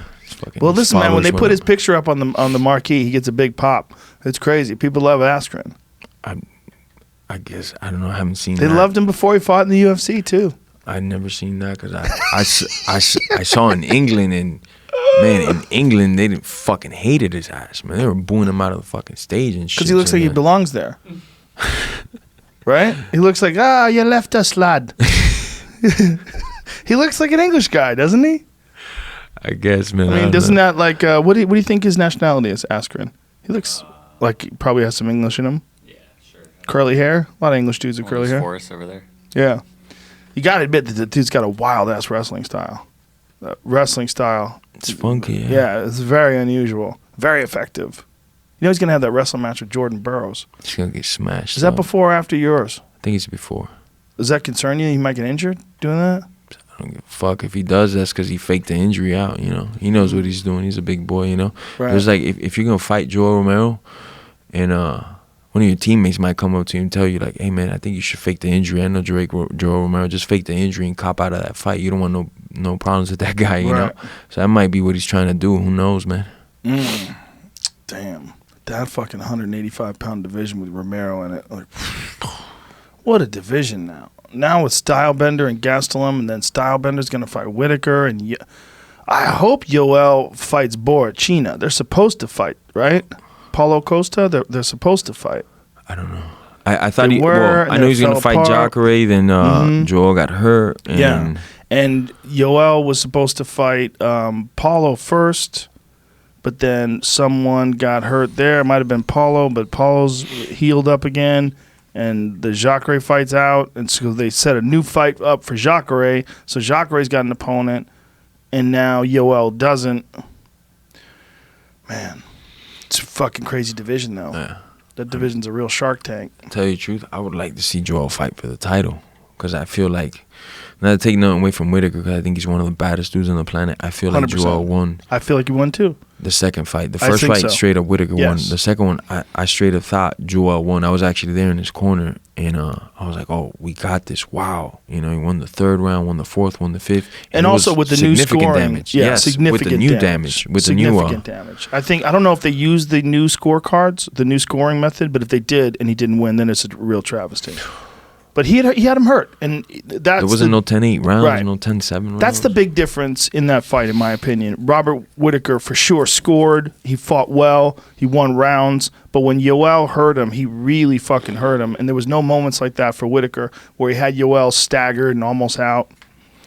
Whitaker's a fucking beast, though, man. Beast. Super intelligent dude, I think, when he fights, man. Him and Stylebender is going to be very unusual because that's a big step up to go from Stylebender to go from the very first fight in the UFC, which was only like a year and a half ago, all the way up to Robert Whitaker in a year and a half. It's amazing. It's an amazing step up. Whitaker's Something special. Legit, man. Yeah. And he's another guy that was 170, just cutting way too much weight. Way too much. Couldn't do it. Went up to 185 and really found his own place. Yeah. So many guys, I think, they're in that category where they'd be healthier if they went up. Yeah. Oh, yeah. But when you saw Holloway versus Poirier, did you get the impression that really Holloway should stay at 145? Yes and no, because I know personally DP, so I know he packs a punch. So I don't think it's like, oh, your career at 55 is done, Max. No, you fought one of the more clever, powerful punchers, because One of the better boxers. yeah, of that one of the weight better class. boxers. And to the knit and grit of it, man, DP is like a brawler. You know, he likes to brawl, but an intelligent one. You know, Yeah. he wants to hit you as much as he can without getting hit. Very greedy, you know, and I think it was just a bad fight for Max. I think Max could fucking. There's a lot of guys Max murders at 155. I think, you know, I think top-notch so guys. too. I think so too. But I think at 145, he's almost unstoppable. Yeah, I don't even know how he makes 145. I don't know how he makes it either. But when he gets down there, man, he's just something special. Yeah. And it doesn't seem to diminish him in his performance. No, Like it if you look at doesn't. his performance against Ortega, he can make it. He can make that weight, and once he gets there, man, good luck catching up. That gas tank of his is Incredible. relentless. It's incredible. Footwork, timing, the fakes that he throws, and Yep. then he switches up, and then he explodes, and then he fakes, and he explodes. I love his rhythm and patterns. Yeah, very, very great at distant management, and also switching stances and being creative and never Yes. always giving you a different look. Yes. He's amazing, man. Yeah. He's a special guy. He really is. He's at my pound for pound list, you know. Mine as well. And he takes a loss like a fucking man. I mean, just takes that loss so well. You know, he's like, hey, it is what it is. Yeah. He's a great champion. He beat a champion. You know, oh, no, I'm still the champ at 145. He's like laughing and shit. Yeah. Like he It's the way took it it. should be, you know. He gave everything he had. He came up short, no excuses. And full respect to Dustin. It was great, man. Maybe a year or two from now, they could run it back. 100%. A couple fights from Hey, now. he's only 27. Yeah. That's even crazier. Yeah. Already the best featherweight of all time, one of the best pound-for-pound fighters for sure on the planet Earth, only 27. Yeah, man. He's good. And his grappling defensively is pretty fucking good. Yeah. He throws those chokes up and Yep, shit. yep. He can do everything. Scary dude, man. Yeah, he does everything. He really does. I mean, it's an amazing time for the sport. It really is. There's so much talent Hell right yeah. now. I wish they still had the 25 division. I like that division. You know? Well, they still kind of do. I mean, Benavidez is still trying to set up something. You know, and if Cejudo goes up and beats Marlon Moraes and decides to still defend his That's a big 125-pound title, that's a huge fight. That's a sick fight. Marlon's a scary cat. Yeah, he's a scary cat, but so is Cejudo. Oh, yeah? Wow. Oh, I remember when Cejudo won that gold medal. Mm-hmm. We were watching. We were already like fans of him and stuff. And he came over to American Top Team not long afterwards. And he was already working out, and he said, "No, I'm gonna keep wrestling, but I want to fight eventually." And I remember watching him, this guy work out. He was like maybe 20, 21, because I think he's the youngest gold medalist ever in at least American history. I don't know if all wrestling history. So I remember watching him work out, and I was like, man, that dude one day will do something big in the sport if he commits to it the way he did the wrestling. Yeah. And sure enough, he's done fucking huge things, you know? Well, the way he took out TJ, I definitely thought it was an early stoppage, but I definitely thought TJ was fucked. He was in a bad place. And if Cejudo, if they just let it go for another 10, 15 seconds, he might have shut the lights out on TJ. I mean, we don't know. But the fact that he just staggered him and just came out right off the bat and just started dropping bombs on TJ, I mean, that just shows, and again, the backgrounds in wrestling just shows you what an athlete he is and how quick he learns. When he fought Wilson Hayes and all of a sudden was fighting like a karate fighter, remember that? Mm-hmm. He was standing sideways, and then he drops like blitz right hands on him. Like, what the fuck? Like, look at how he's fighting. Athlete, the fact that he can incorporate all these different styles, too. He's something special. Endurance, power, speed.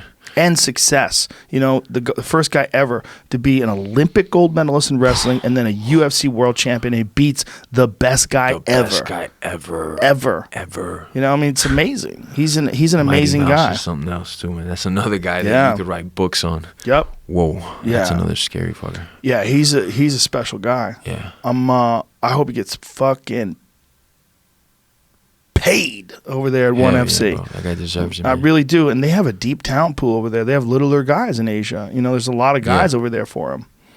And they got a lot of, I know they bring in a lot of good Muay Thai guys, which I know Mighty Mouse would just scoop them up, put them on their head. But it'd still be fun to see. Be fun to see. Yeah, because those high-level Thai guys are fucking something else. And I think Mighty Mouse is entertaining the idea of having grappling matches over in ONE FC and even maybe possibly kickboxing matches in ONE FC. Oh, because, you know, they do everything over there. Yeah. ONE FC has a fucking huge audience, man. Yeah. You know, they're talking 40, 80 million people are watching each event in Asia. No way. And all throughout the world. Yeah, it's giant. Fucking and they aired over here in America, too. I think it was on the Encore network. I was flipping through the channels, and it was on. I was like, whoa, okay. Shit. So it's on TV in America, too. I had no idea. Yeah, it was after the fact. It wasn't live. I mean, I think you could watch it live on Bleacher Report Live. There was a website, right? You can watch it on Bleacher Report Live the day of the event. And I think it was free. Wasn't it? Maybe. Find that out. Yeah, most of it. I think it was. Yeah, I don't know. Yeah. Anyway, it was free to watch the replay on television. And look, they got fucking high-level athletes. Yeah. That guy, Nasty Ukin, who knocked out Eddie Alvarez. That That guy's legit as fuck. If you could take out Eddie Alvarez like that, you're legit as fuck. They got some Thai guys, too, that are scary with stand-up. Yeah. Man. 225 fucking Thai fights. Yeah. And how about Yatsen Klai? Yeah. How about they got Yatsen Klai fighting with MMA gloves on? Almost illegal, man. He's so That's not dangerous. fair, man. He's so dangerous. To let him fight Thai style, but with MMA gloves is like, I love it, man. I fucking love that. That Because guy now they is get to work their grips a little better. Maybe their takedowns are going to come out a little better. And the shell does not work as well. Yeah, exactly. The shell, the hands go sneak through little spots, and that's what happened with him and Andy Sauer. And with our gloves. Yeah. Oof. So what happens when these like high-level strikers come into high-level like MMA? You know, they think they're safe when you're fucking not. You're not safe. Perfect example is Gokhan Saki and Khalil Roundtree. Roundtree just snuck that beautiful straight left right down the pipe. Boom!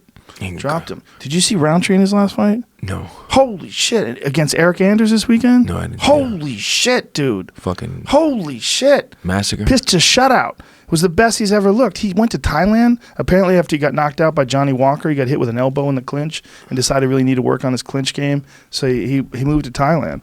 And he was there for the entire camp, put all this shit up on his Instagram, all these videos and training footage. He looked sensational. But when you see him live against Eric Anderson, he came out like a Thai guy, light on the front leg, hands up in a class, and just brutalized him. Shit. Brutalized him. Pitched a fucking shutout, man. Shit. Against Anders, who's a savage. Yeah. And I watched it. I was like, I knew look, we knew Roundtree was good, but there was just a giant leap between the Roundtree of pre-Thailand and post-Thailand. The most I've ever seen a guy improve in 2 fights. Shit. Amazing. Yeah. Look at the significant strike differential. 63 more significant strikes he landed. But it was the way he did it, man. It was the highest significant strike differential. That's crazy. Oh, that's from that event. But that's all good and everything like that, but it was what it looked like. His switch kick to the inside thigh was insane. It was so fast. He's such a big guy, man. 205, right? Yeah, to be as fast as he was, no telegraphing anything. It was like, pop! Like over and over again, and he was, all Thai style. It was really interesting to watch, man. He just embraced it and came out way better. It was a surprise when he got Gokhan like that, But I also knew it could happen because it's not kickboxing. And I think Gokhan's a stud kickboxer, man. That guy is fucking good at kickboxing, man. Oh yeah. For his weight, the shit that he does, he moves like a 55-pounder, Yeah. So I was surprising to see that, Roundtree has a ridiculously fast straight left. He caught Anders with it a bunch of times too. He dropped him at least 3 times. His background's wrestling or? No, he's a striker. Striker. Yeah, his background's striking. Nice. He's a beast, man. I mean, it's just it'll be a while before anybody's excited about anybody fighting Jon Jones, because it's like, what do you got? You got a dude who's just. There's certain guys, like, remember when Anderson was in his prime, and like who are you gonna throw at him? There was nobody there till Weidman came along. Everybody that they threw at him, you're like, what's Anderson gonna do to this dude? When's Anderson gonna knock out Yushin Okami? When's he gonna connect on this guy? Yeah. And I think that we're in that situation now with Jon. We got the Thiago Santos fight that's coming up. Should be interesting. Yeah. But it's just the interesting thing is that Santos is a murderous striker. Is he going to be able to connect? That's what makes it interesting. I think Jones has some of the best defense. The best. Both wrestling, grappling, and striking. Just doesn't get hit. Yeah. Distance. Side kick to your fucking kneecap is no longer there. And then when you fucking thinking about that side kick, boom, left elbow to the eye orbital. Yep. It's a tough puzzle. He's like, and he's not light on his feet. He's just right there in front of you, like an unmovable force. He's just gonna stand right there in front of you. He's not gonna go back or nothing. It's just. And if he catches you catching a break, you're trying to take a breath of air. Whap, whap, whap, whap. Starts pouring it on you. Starts kicking your legs, front kicking you in the body over and over and over. He sees you slowing down. He's a predator, man. I wish they could make a science experiment, make Mighty Mouse 205, make that fight happen, or shrink Jon Jones and make that fight happen. Yeah, no shit, right? Yeah. No shit. That would be crazy. That would be crazy. See, the thing is, no 205er can move like Mighty Mouse moves. You would have to see how can Mighty Mouse move at 205. Yeah. Because the thing about him is there's no gravity. There's no gravity fucking with him. Yeah. When he's 125, he's fucking cutting angles and he's where is he? He's on your legs. He can do everything. But his technique though is also that's Crisp. what I get so when I see him doing the things like he kicks like a fucking Thai dude, shoots a double leg like a fucking good wrestling dude. It's not like just an athletic guy that's explosive. Right. Everything is done just right, Yeah. Same thing with Jon, He's got great technique everywhere. Yeah, I mean, Matt Hume has produced some great fighters, but then there's Mighty Mouse. Like, he's produced some great talent, but then there's Mighty Mouse. He's stands way out. And you got to wonder, is it Mighty Mouse? Is it Matt Hume putting more emphasis on him? Is it a combination of things? Because usually when you get a guy that's that good, you get a gym that starts producing multiple champions like that. Usually, right? Yeah. That area, like that, Pancration's not known for having that kind of talent other than him. There's like him, Josh Barnett. Yeah, Josh Barnett came from there. So, but Josh is trained everywhere now. Josh started his career there, but he's basically been everywhere. Is Matt Hume open to the public? Like anybody can just walk in? I think so. I mean, I think he has regular classes, the whole deal. But I know he gave a lot of specialized attention to Mighty Mouse. Also, he just felt like Mighty Mouse was a real sponge. He really learns well. Yeah, for a fact. That guy does everything good, man. What do you think you're going to do when you retire?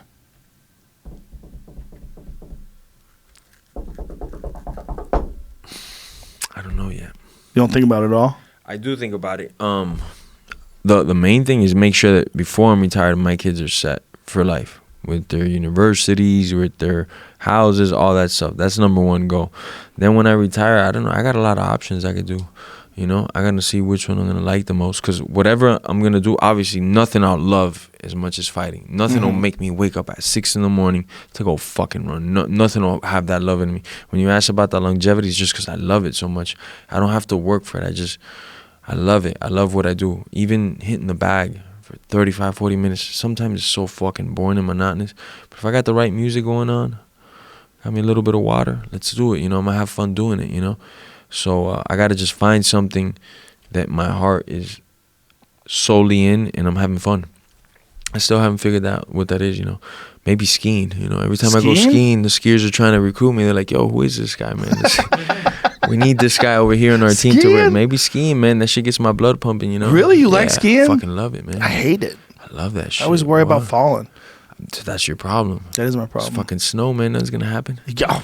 You've been kicked in the head. You've been grappling forever. Had their fucking ACL torn apart. I've already had 2 knee reconstructions. So when I go down the hill, I'm like, don't get hurt, don't get hurt, don't get hurt. I think that didn't get hurt. That's so crazy how brains think, because I'm thinking there's no way I can get hurt when I'm on those things. I'm just fucking going as fast as I can. Oh, you're one of those guys. Yeah, I'm like, there's no way I could get hurt. It's fucking snow. But you could definitely get hurt. Yeah, definitely. I've had fucking while I was standing still, like past my friends, hey, I slow down to say what's up, and just like some 70-year-old man didn't see that I'm stopped, not moving here, and just fucking plowed hit me into the kneecaps. Good thing they're somewhat flexible, nothing tore, nothing. But it was like a good hit though, you know, like a good little low kick out of nowhere, you know. So. I worry about that with my kids. Some clod hopper. Oh, but if they start young though, forget about it. Oh yeah, no, they're good. They're already doing black diamonds, these little fuckers. Yeah. Yeah, but they're so low to the ground. They're tiny. You know, the little skis and shit. They no can move fear better. at that age. No either. fear. Once they already fell in like once or twice, like, oh, Dad, it's just snow. I watched some of those fucking men going down those hills though. Oh, just shush. When they drop them off in the helicopter. Oh my god. Oh, that's ridiculous. I watched a video the other night of a guy went down this mountain that no one's ever skied down before. They dropped him off at the top, and he had to climb the first couple of feet down with the skis on before he got to this open chute. I was like, what in the fuck are you doing? He's climbing. Like, you can't just ski. There's rocks everywhere and shit. That's crazy. Fuck you. That blows my mind. Yeah, man. go get a better hobby. It's ridiculous. Sliding down a mountain. I might end up in there one day. You think so? Not in no time soon, because those guys are a lifetime of skill. But I wouldn't take it off. You know, like I'd love to ski one of those crazy mountains that are just fucking super duper steep and just rip it. You know. One thing about skiing is you could do it when you're old. Yeah. Because this lady who was teaching my daughter, she was giving my daughter lessons at the ski place. She was like deep into her 60s. And she was skiing great. Yeah. Well, they got technique. You know, they probably grew up in the snow. I started skiing when I was like 30. You know, so I got a lot of catching up to do. Yeah. It's I just know too many. Like Ari, my friend Ari, he broke his wrist last year, and he broke his ankle 2 years ago. He's always fucking himself up. Is that guy balls to the wall? I don't know. He probably is on mushrooms. When he's that's skiing. A good time to ski, man. That's what I hear. That's the best time to ski. That's what I know a couple people that have done it on mushrooms. They say you ski really. Yeah, you like it? Oh. What's the best thing about skiing on mushrooms? Well, it could go both ways because it fucks up your depth perception. You know, when you're like on right. You don't know where the trees are. So the first time I did it, I was like super grandma, you know? Mm-hmm. Like everybody's like, what's wrong with you? I'm like, no, just leave me the fuck alone, bro. Because the snow is all the same too, right? So now it just fucks with your depth perception so bad. You think you don't it's see here, like there. the divots in the snow. Yeah, it fucks with you a lot. Because everything gets pixelated, right? And you were really tripping hard then. Oh man, and everything is like the same, and I can't really see the bumps, and then I don't see the bumps, I just feel them, and whoa. All right, I'm gonna need to tough this one out. Let's do it, you know. And then the next time I did a little less of a dosage, had a blast, you know. Yeah, they say it's a micro dose thing. Yeah, you should just like don't take like 3 grams, take like a half a gram.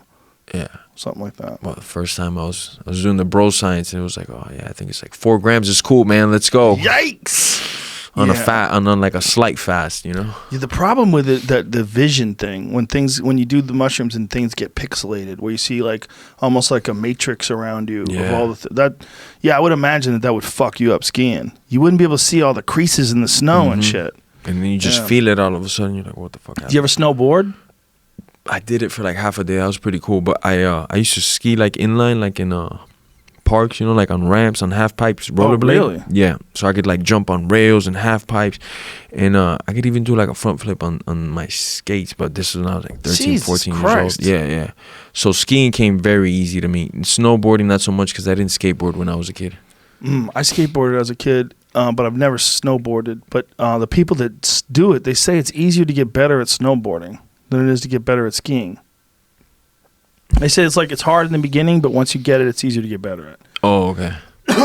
But when you fall, a lot of dudes fall. The snowboard goes up in the air. Your feet are stuck on it. You land right on your fucking head. A lot of people get knocked the fuck out because you can't move your legs individually like you can if you're skiing. And you land on the tailbone a lot too. A lot of people tell me. Yeah, and if you're skiing and you land funky, the skis snap loose and you can move your legs around. No, snowboard, you're strapped in there. Yeah, you're strapped in. Nah, snowboard is the shit too. The people go through the trees like fucking Silver Surfer. That's fun, man. Yeah, but that's a rush. The slowing down part with those seems different, like less options to slow down. Oh, I love all that shit. Anything that gets my heart pumping, man. Do you skydive or anything crazy like that? I haven't done the skydiving because I'm afraid of the I've heard bad stories about the landing. How you are with the skiing, you got a couple buddies that got hurt. I got a couple buddies that got hurt on the landing of skydiving. I'm like, really? I can't do that. I'm fighting still. Yeah. As soon as I'm done fighting, whoo. Yeah. Yeah. Have you had any knee problems? Yeah. Numerous knee problems. I've torn the meniscus a couple times on both knees from wrestling practice. All from wrestling practice. I'm usually. sure. Yeah. Did you get them scoped or what'd you do about it? Just rehab. I got a big fear of going to sleep by anesthesia. Yeah. Really? I got a supreme fear of that. I don't want that in my life right now. I'm not ready for that. That's a sucky way to die. Go to sleep to get your knee fixed. Yeah. That's a wrap. See you in heaven. Yeah. Tweet. Yeah. Thanks. Not yet. So you've just basically, whatever meniscus tears you've had, you just dealt with it. Just rehab. And then I also heard from doctors, you don't really need a meniscus. It's just going to fucking hurt like fuck. So you don't really need meniscus? That's what they told me. Like a lot of times instead of scoping it, they cut it. You know, like I know a lot of athletes, they just cut it, you know. They cut pieces of it, yeah. They, especially depending on like if it's a bucket handled tear or how bad the tear is. Yeah. Like Mike Brown has, I know his meniscus cut. And he was the one that was telling me last time I fucked up my meniscus. He said, do not get it scoped because then you're going to re-injure and you're going to be again through the whole thing. Get it snipped out. Get it cut, you know. And so that's what he did? He just got it cut out? Yeah. All of it? Yeah. Joel Romero, same thing. I don't think Joel Romero has a meniscus. Sure. Yeah. Because I've had numerous problems with my meniscus. And I was about to go in and get the surgery. And I was asking everybody that's had the same problem. And I was like, fuck it, bro. I'm just going to rehab it out and just do rehab. And I did rehab for like 4 or 5 months and it got better. Oh, wow. 4 or 5 months, huh? Well, that was last year in 2018. That's what I did a larger part of the year, just heal up injuries that I had, you know, just get better and better and better. So when you say like rehab it, what kind of rehab are you doing for your meniscus? What were you doing? Like where you go to the place and the guy tells you like he'll hold a towel and you do like things like this. Mm-hmm. Okay, different. Get on the foam mats. Therapy. Yeah, physical therapy, you know. Right. That's what I did. And what's your diet like? Man, I got many of diets. Many of diets, like when you're in training. When you're training, not when you knock out Darren Till. I'm sure you ate like a wild animal. Yeah, for a fact. I got many of diets at all times though. I just kind of at 55, I used to have to diet so hard. 8 to 10 weeks I would have to diet to bring my body to like 173, 174, especially the last 3-4 years of my career, mixed with a lot of running. You know, at 70, I don't have to do that.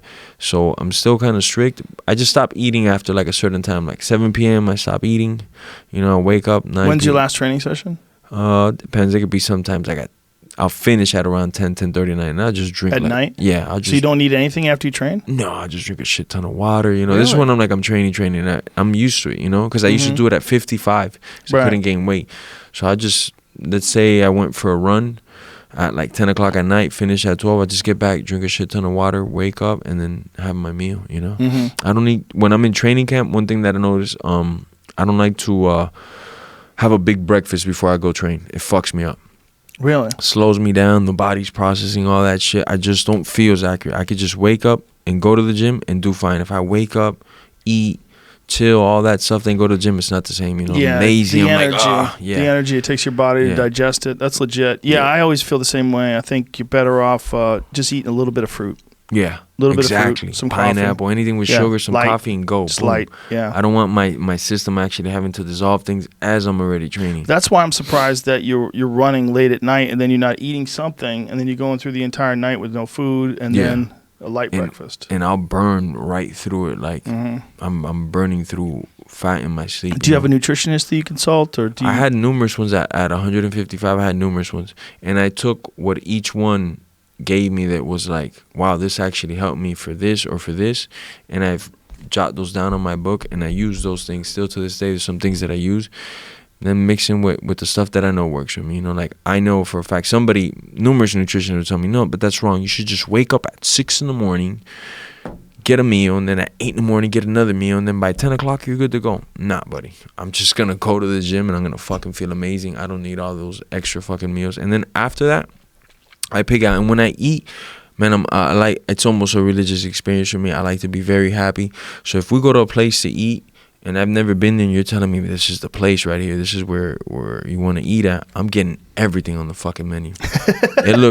I'll fill this fucking table up, and I'm going to try everything, and I'm going to know what's good at this place. I don't like to put restrictions when I eat, but I don't eat like that all day long, you know. So my 1 or 2 meals that I eat, they're powerful, you know. So you real light, but when you eat a big meal, you just go hog. Yeah. And then nothing after 7 p.m. at night. Yeah, nothing after 7 p.m. Yeah, that's like basically like intermittent fasting, really. Something You're like that, mimicking that. And then I saw that, the intermittent fasting, and started breaking down like the details of it, you know? Because where I got it from is that when I was at 55, let's say I'd finished my workout at American Top Team. I finished at 178 pounds. Fuck, 3 weeks ago. Okay, I get back home. I'd eat a little something because I just finished doing a 2-hour workout. And I put my sweats on and go run. And I got to run 10, 11 o'clock at night. And I run for like an hour. I'd get back. I'd touch down like to 172 maybe, 174. But I couldn't eat. I just drink water. So I got used to that regimen of not eating after my workouts, you know, and feeling fine the next day. Just a shit ton of water. Your body just got used to it. Yeah, maybe electrolytes or whatever. And then when the intermittent fasting diet or the fasting came up and they put the science behind it, I'm like, oh, no wonder it makes sense to me, you know? It's not that I'm a special mutant. There's a science behind this, you know? Yeah, it's actually healthy for you. Your body needs breaks. Hell yeah. Yeah. Now, when you're doing strength and conditioning and things along those lines, how often are you doing that a week? It depends what stage I'm at in the fight. If I'm like 3 weeks out, obviously, or like 12 weeks out. Like right now, I'll lift weights, running, swimming, anything to just get my heart going. You know, I do a lot of kettlebells. I like that. It's like a full body workout, and it's kind of like almost wrestling. You know, when you're getting in there in the reps and it's heavy. If your technique's off, you just fucked up that rep. You wasted too much energy. You're not gonna get to those projections you wanted to get. And I got lucky down at the gym that I train. One of the kettlebell champions, he's a world champion, he's at the gym, so he showed me like a lot of technique and a lot of the grit behind it, and it's amazing. I mean, this guy does incredible things, you know. So it's huge for me, the kettlebells. I like them, you know. A lot of strength and conditioning too with my coach Jesus Guy. We've been together for like 12 years, you know.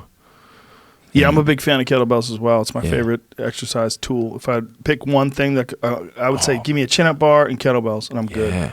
A grip, back, and then the sheer coordination of it, you know, to pop them up in the air. Making the whole body work as one whole unit, And when you're tired and you can't fucking not concentrate, because every one of those techniques, every one of those lifts has a severe technique behind it. And if you fuck up, man, you fuck up your back, your shoulder, you just throw your whole shit off, you know? Yeah. Now, what do you alter when you get closer to a fight? Like, what do you eliminate? Do you eliminate the weightlifting? Do you... The length of the training session, you know, as in when we're more out from the fight, we'll train for longer periods, 2-3 hours. You know, 3 hours always the max, and maybe I'll do that twice in a day. You know, when I'm closer to the fight, maybe an hour and a half, tops 2 hours, and maybe 2 of those in a day, you know, and then that's it, you know. I'm also 34, so I don't like, not when I was like 26 that I could fucking train 10 hours in one day and wake up the next day like nothing happened, you know. So now I also listen to my body. Like, man, the last session beat me up. I'm going to do a 1 hour session now, you know. Do you take your heart rate? Do you use heart rate variability monitors or anything like that? Nah, I don't even know. No, nothing that? I don't even know what you just said right now. Old school. Yeah, it's, you know, people are doing that to see what their heart rate is when they wake up.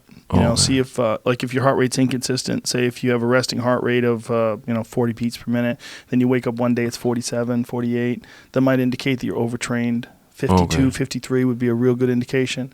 And you would probably want to either do active recovery that day or just take the day off. Maybe even go for a light hike or something like that. Yeah, maybe I should invest in some of this science stuff. There's a lot of thought behind that because sometimes people are getting sick and they don't realize it. They're just too tough and they just push through it. I feel flat today. But what's really going on is your body's fighting something off. Yeah, it makes perfect sense. Yeah. How much sleep you're making sure you get a night?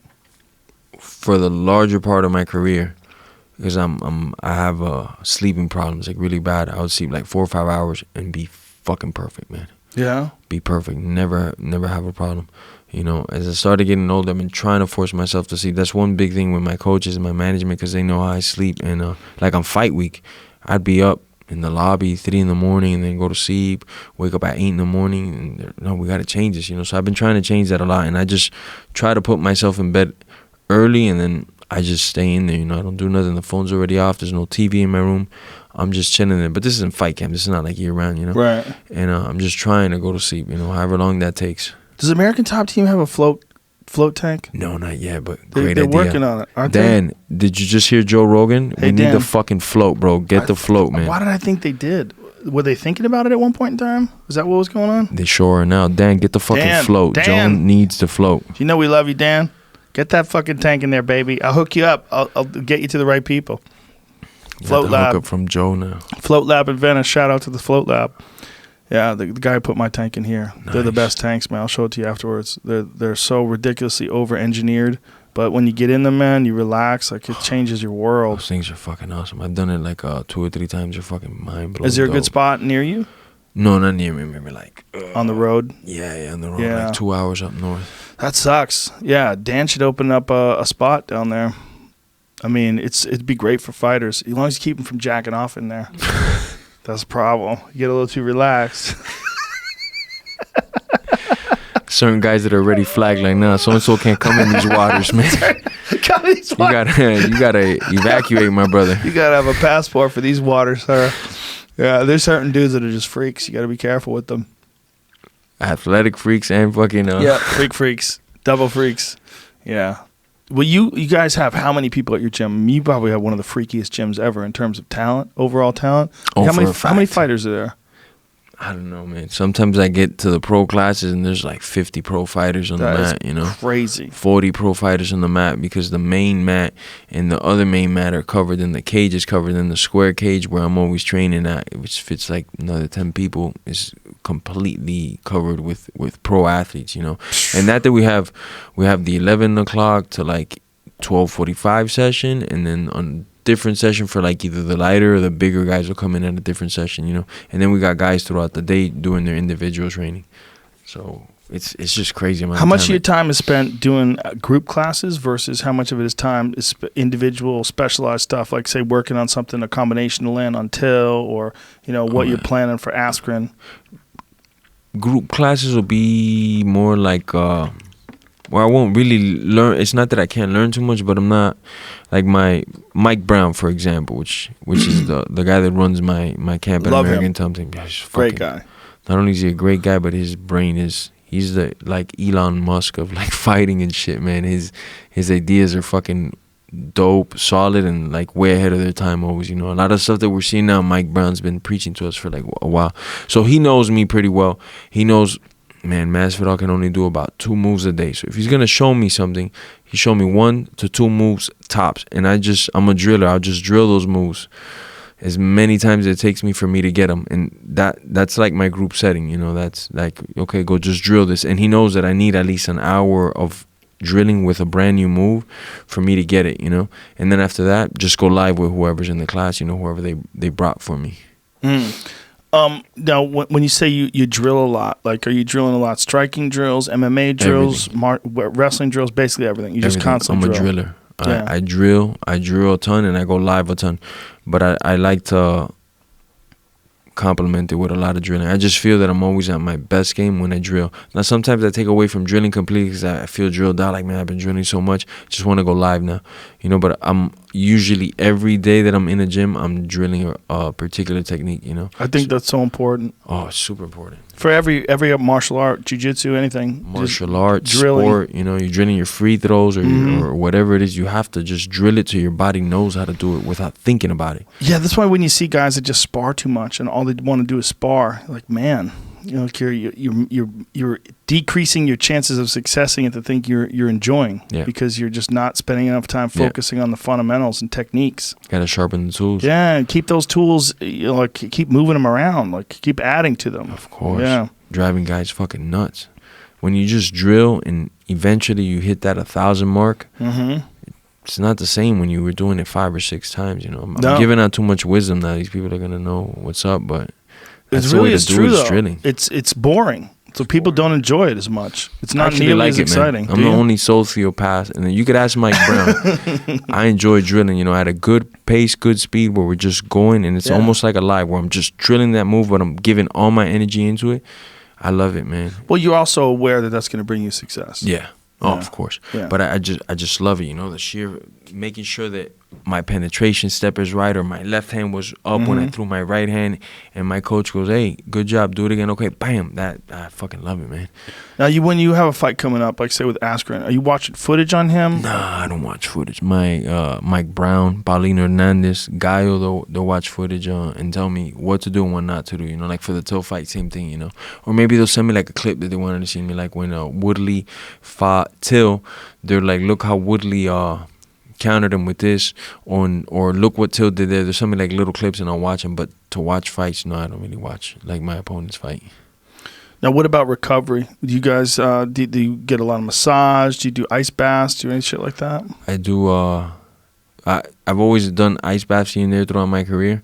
But thanks to my good friend Micah Miller, I try to do them a lot more, which I still need to do them more. You know, a good 2-3 times a week is when I feel like at my best. Sauna, I use it for recovery, you know, especially after like a lot of the guests that you've had in your show. I've always done the sauna to cut weight. And knew that it had great benefits in training in the sauna, but I didn't know the science behind it. Then you have like Dr. Ron, like Patrick will come in, and it's like mind-blowing. Yeah. Wow, this all makes sense. Why the sauna is so amazing, why I feel great after I use the sauna. Maybe not immediately, because after a 2-hour wrestling practice or striking practice, and then you go in the sauna because you're like heavy, they want you to work out in there, you feel like shit afterwards. Yeah. But surprisingly, the next day I don't feel that bad, or the day after that. And I just thought, nothing of it, you know, just fucking whatever, man. It's just, I feel good today. I had a great breakfast, I guess. But I started thinking about times that I was implementing the sauna a lot in my training regimen to times I wasn't. And I was like, wow, the sauna thing's amazing for everything, you know? Yeah, no, it's huge. It's giant for reduction of inflammation. And there was amazing. that study that they did in, was it Norway or Sweden or somewhere, where they said there's a 40% decrease in mortality amongst all causes. Stroke, heart attack, cancer, everything for people What? that 40% decrease in mortality for people that use the sauna. I think it was 4 times a week for 20 minutes at a time at 180 degrees. I think that was the study that they ran, and they just showed that 180 degrees. Yeah, so they which is, you know, normal temperature, anywhere between 170 and 190 is where a lot of people have their sauna set.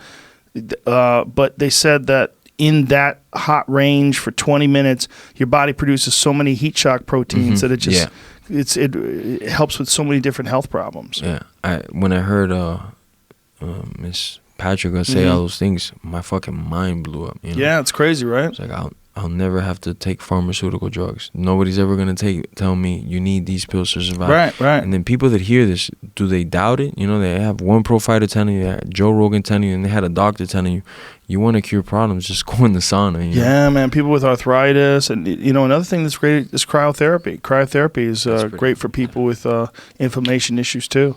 Anything where you can get your body freaking out about temperature. Your body freaks out about temperature, whether it's cold or hot, and your body produces cold shock or heat shock proteins, and then that really helps your body reduce inflammation. That's fucking insane. You just feel better too, right? You get out of there, you're like, I just feel better. Yeah. Even when I be sucked out, like, man, I feel like fucking shit. I just lost fucking 4 or 5 pounds of water after a practice in the sauna. You feel like shit. But then I take a bath and then go to sleep, wake up the next day feeling good, you know. I put the water back in the system, obviously, but I would just feel good. And I didn't quite know why this is happening, you know. like, let's say I got kicked in my elbow would blow up, and then for some reason that day, I had fucking 45 minutes of in the sauna because that's what my coaches thought I needed. The swelling would dramatically go down, but I wouldn't attribute it to that. I'd just be like, oh shit, that's crazy, bro. I'm fucking Wolverine, you know? Well, I'm sure being Wolverine had something to do with it, but the sauna had something to do with it too. Now, you're one of the top contenders in the division now, and as things kind of heat up, are you having to do more media obligations before your big fights now? No. 'Cause I just fucking say no, man. Do you? Yeah, man, I don't like. What if you get a fight for the title? They're probably going to make you do all that shit, won't they? You want this circus show? This is how it comes, buddy.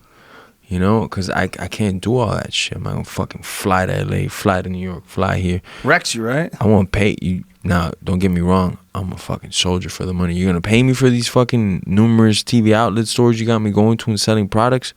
I'll do it, man. You know, and I don't want to sound like I'm not a company man, but I like to get paid for my services. If I got to be talking to numerous people, that's not what I signed up for. I signed up to punch people in the face. Right. Let's get that right. You know, if I got to be giving speeches out, giving out my secrets of wisdom, pay me some money for that. I'm cool. I'll do whatever you want then. Yeah. Easy. Well, it definitely takes away from you too. There's so much time, so much energy you have in this life. It definitely takes away. Yeah. Definitely takes away. And I feel also like the guys that are constantly putting stuff out there, right? Shit, man, people get bored. You fucking just putting shit out there, you know?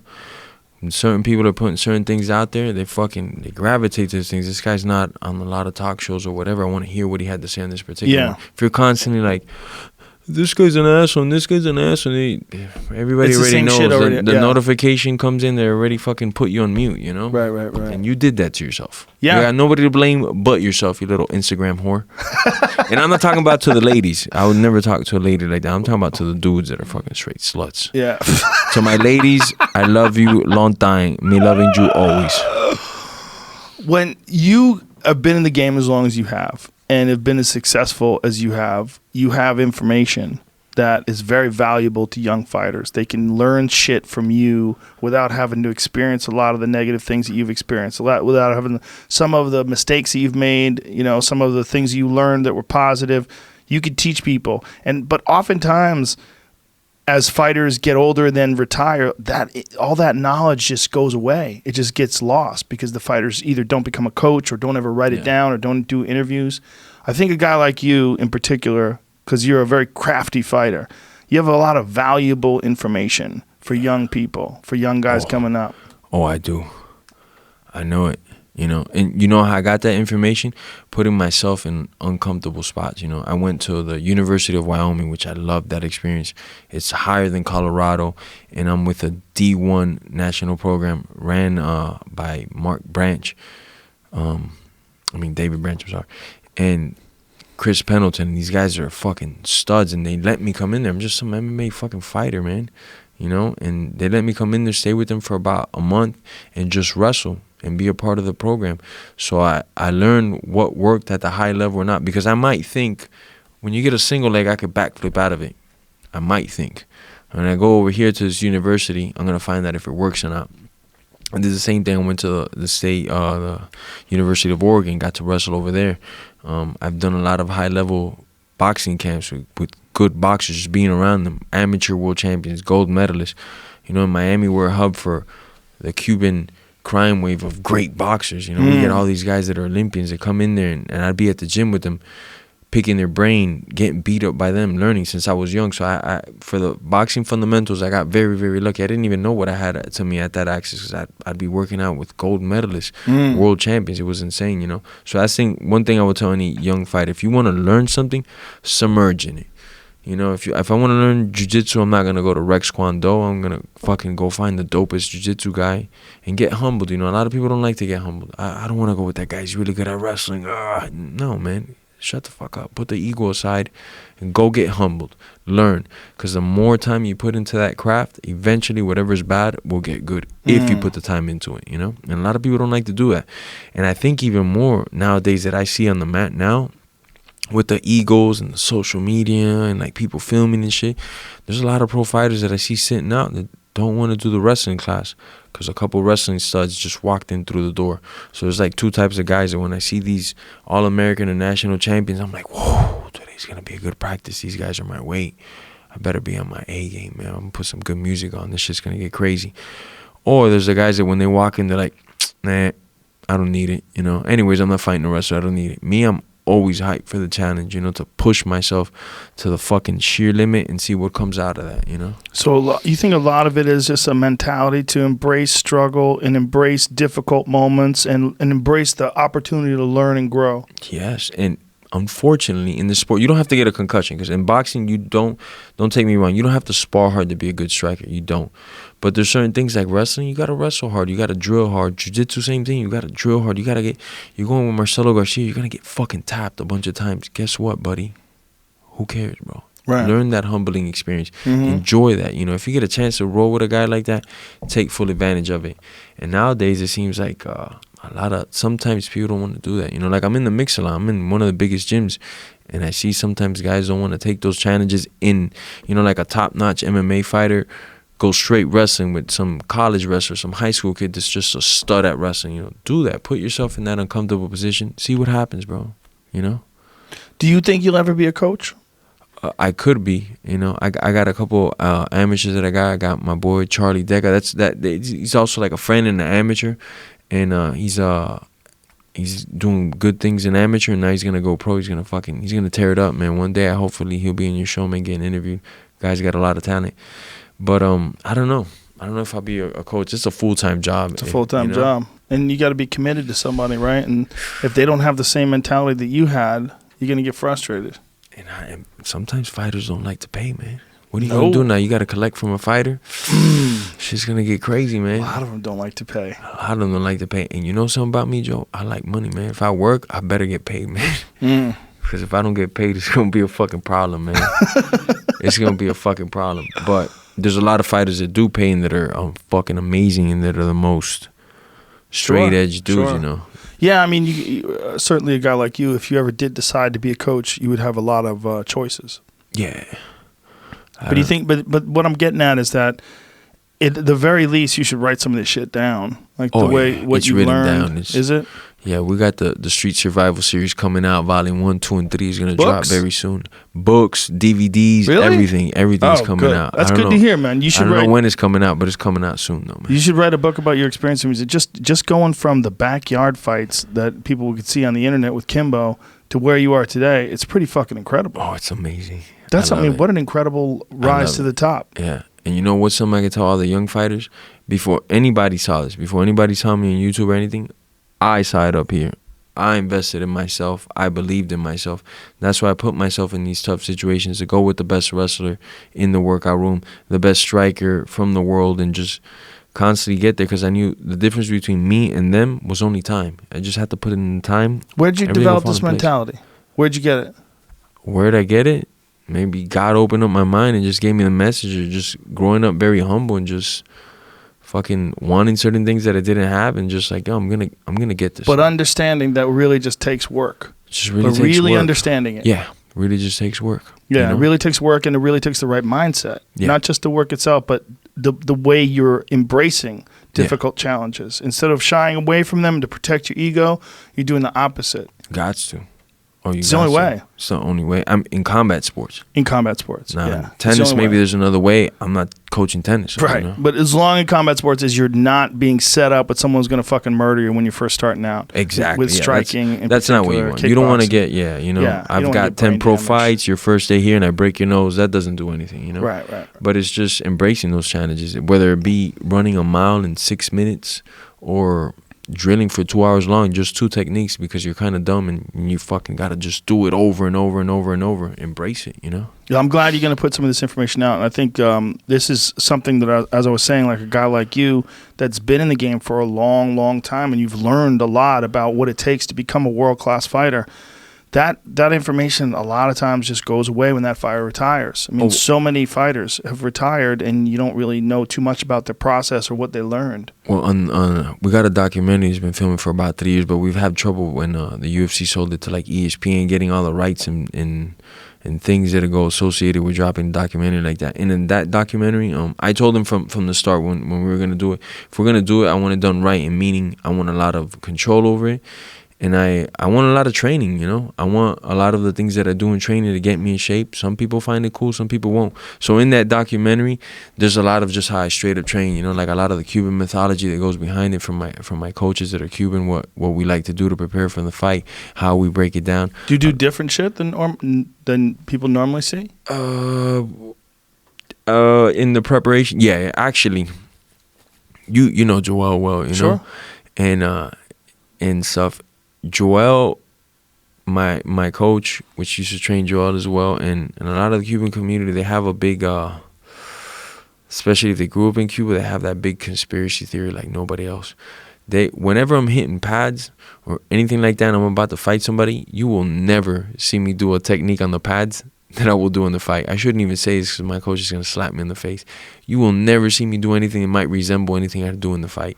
And he lives by that, you know. He's another guy that just shies away from cameras, hates cameras. He's always in my corner. He's got a yellow bandana or something yellow. You know, he's been in my corner, Joel's corner, numerous guys' corner. And they're very, like, secretive of the training, you know. They think that everybody's watching. They are. You know, they think America might invade Cuba still. So they're like, who knows, right? So the training footage, they don't want that leaking out, you know. And most of my career been like that, you know. But for the documentary, we open up on a lot of things that we do for training, for like from reflexes to ways to recover, how we spar, how I set up the sparring, things like that, you know. Well, what kind of shit do you do that's unusual?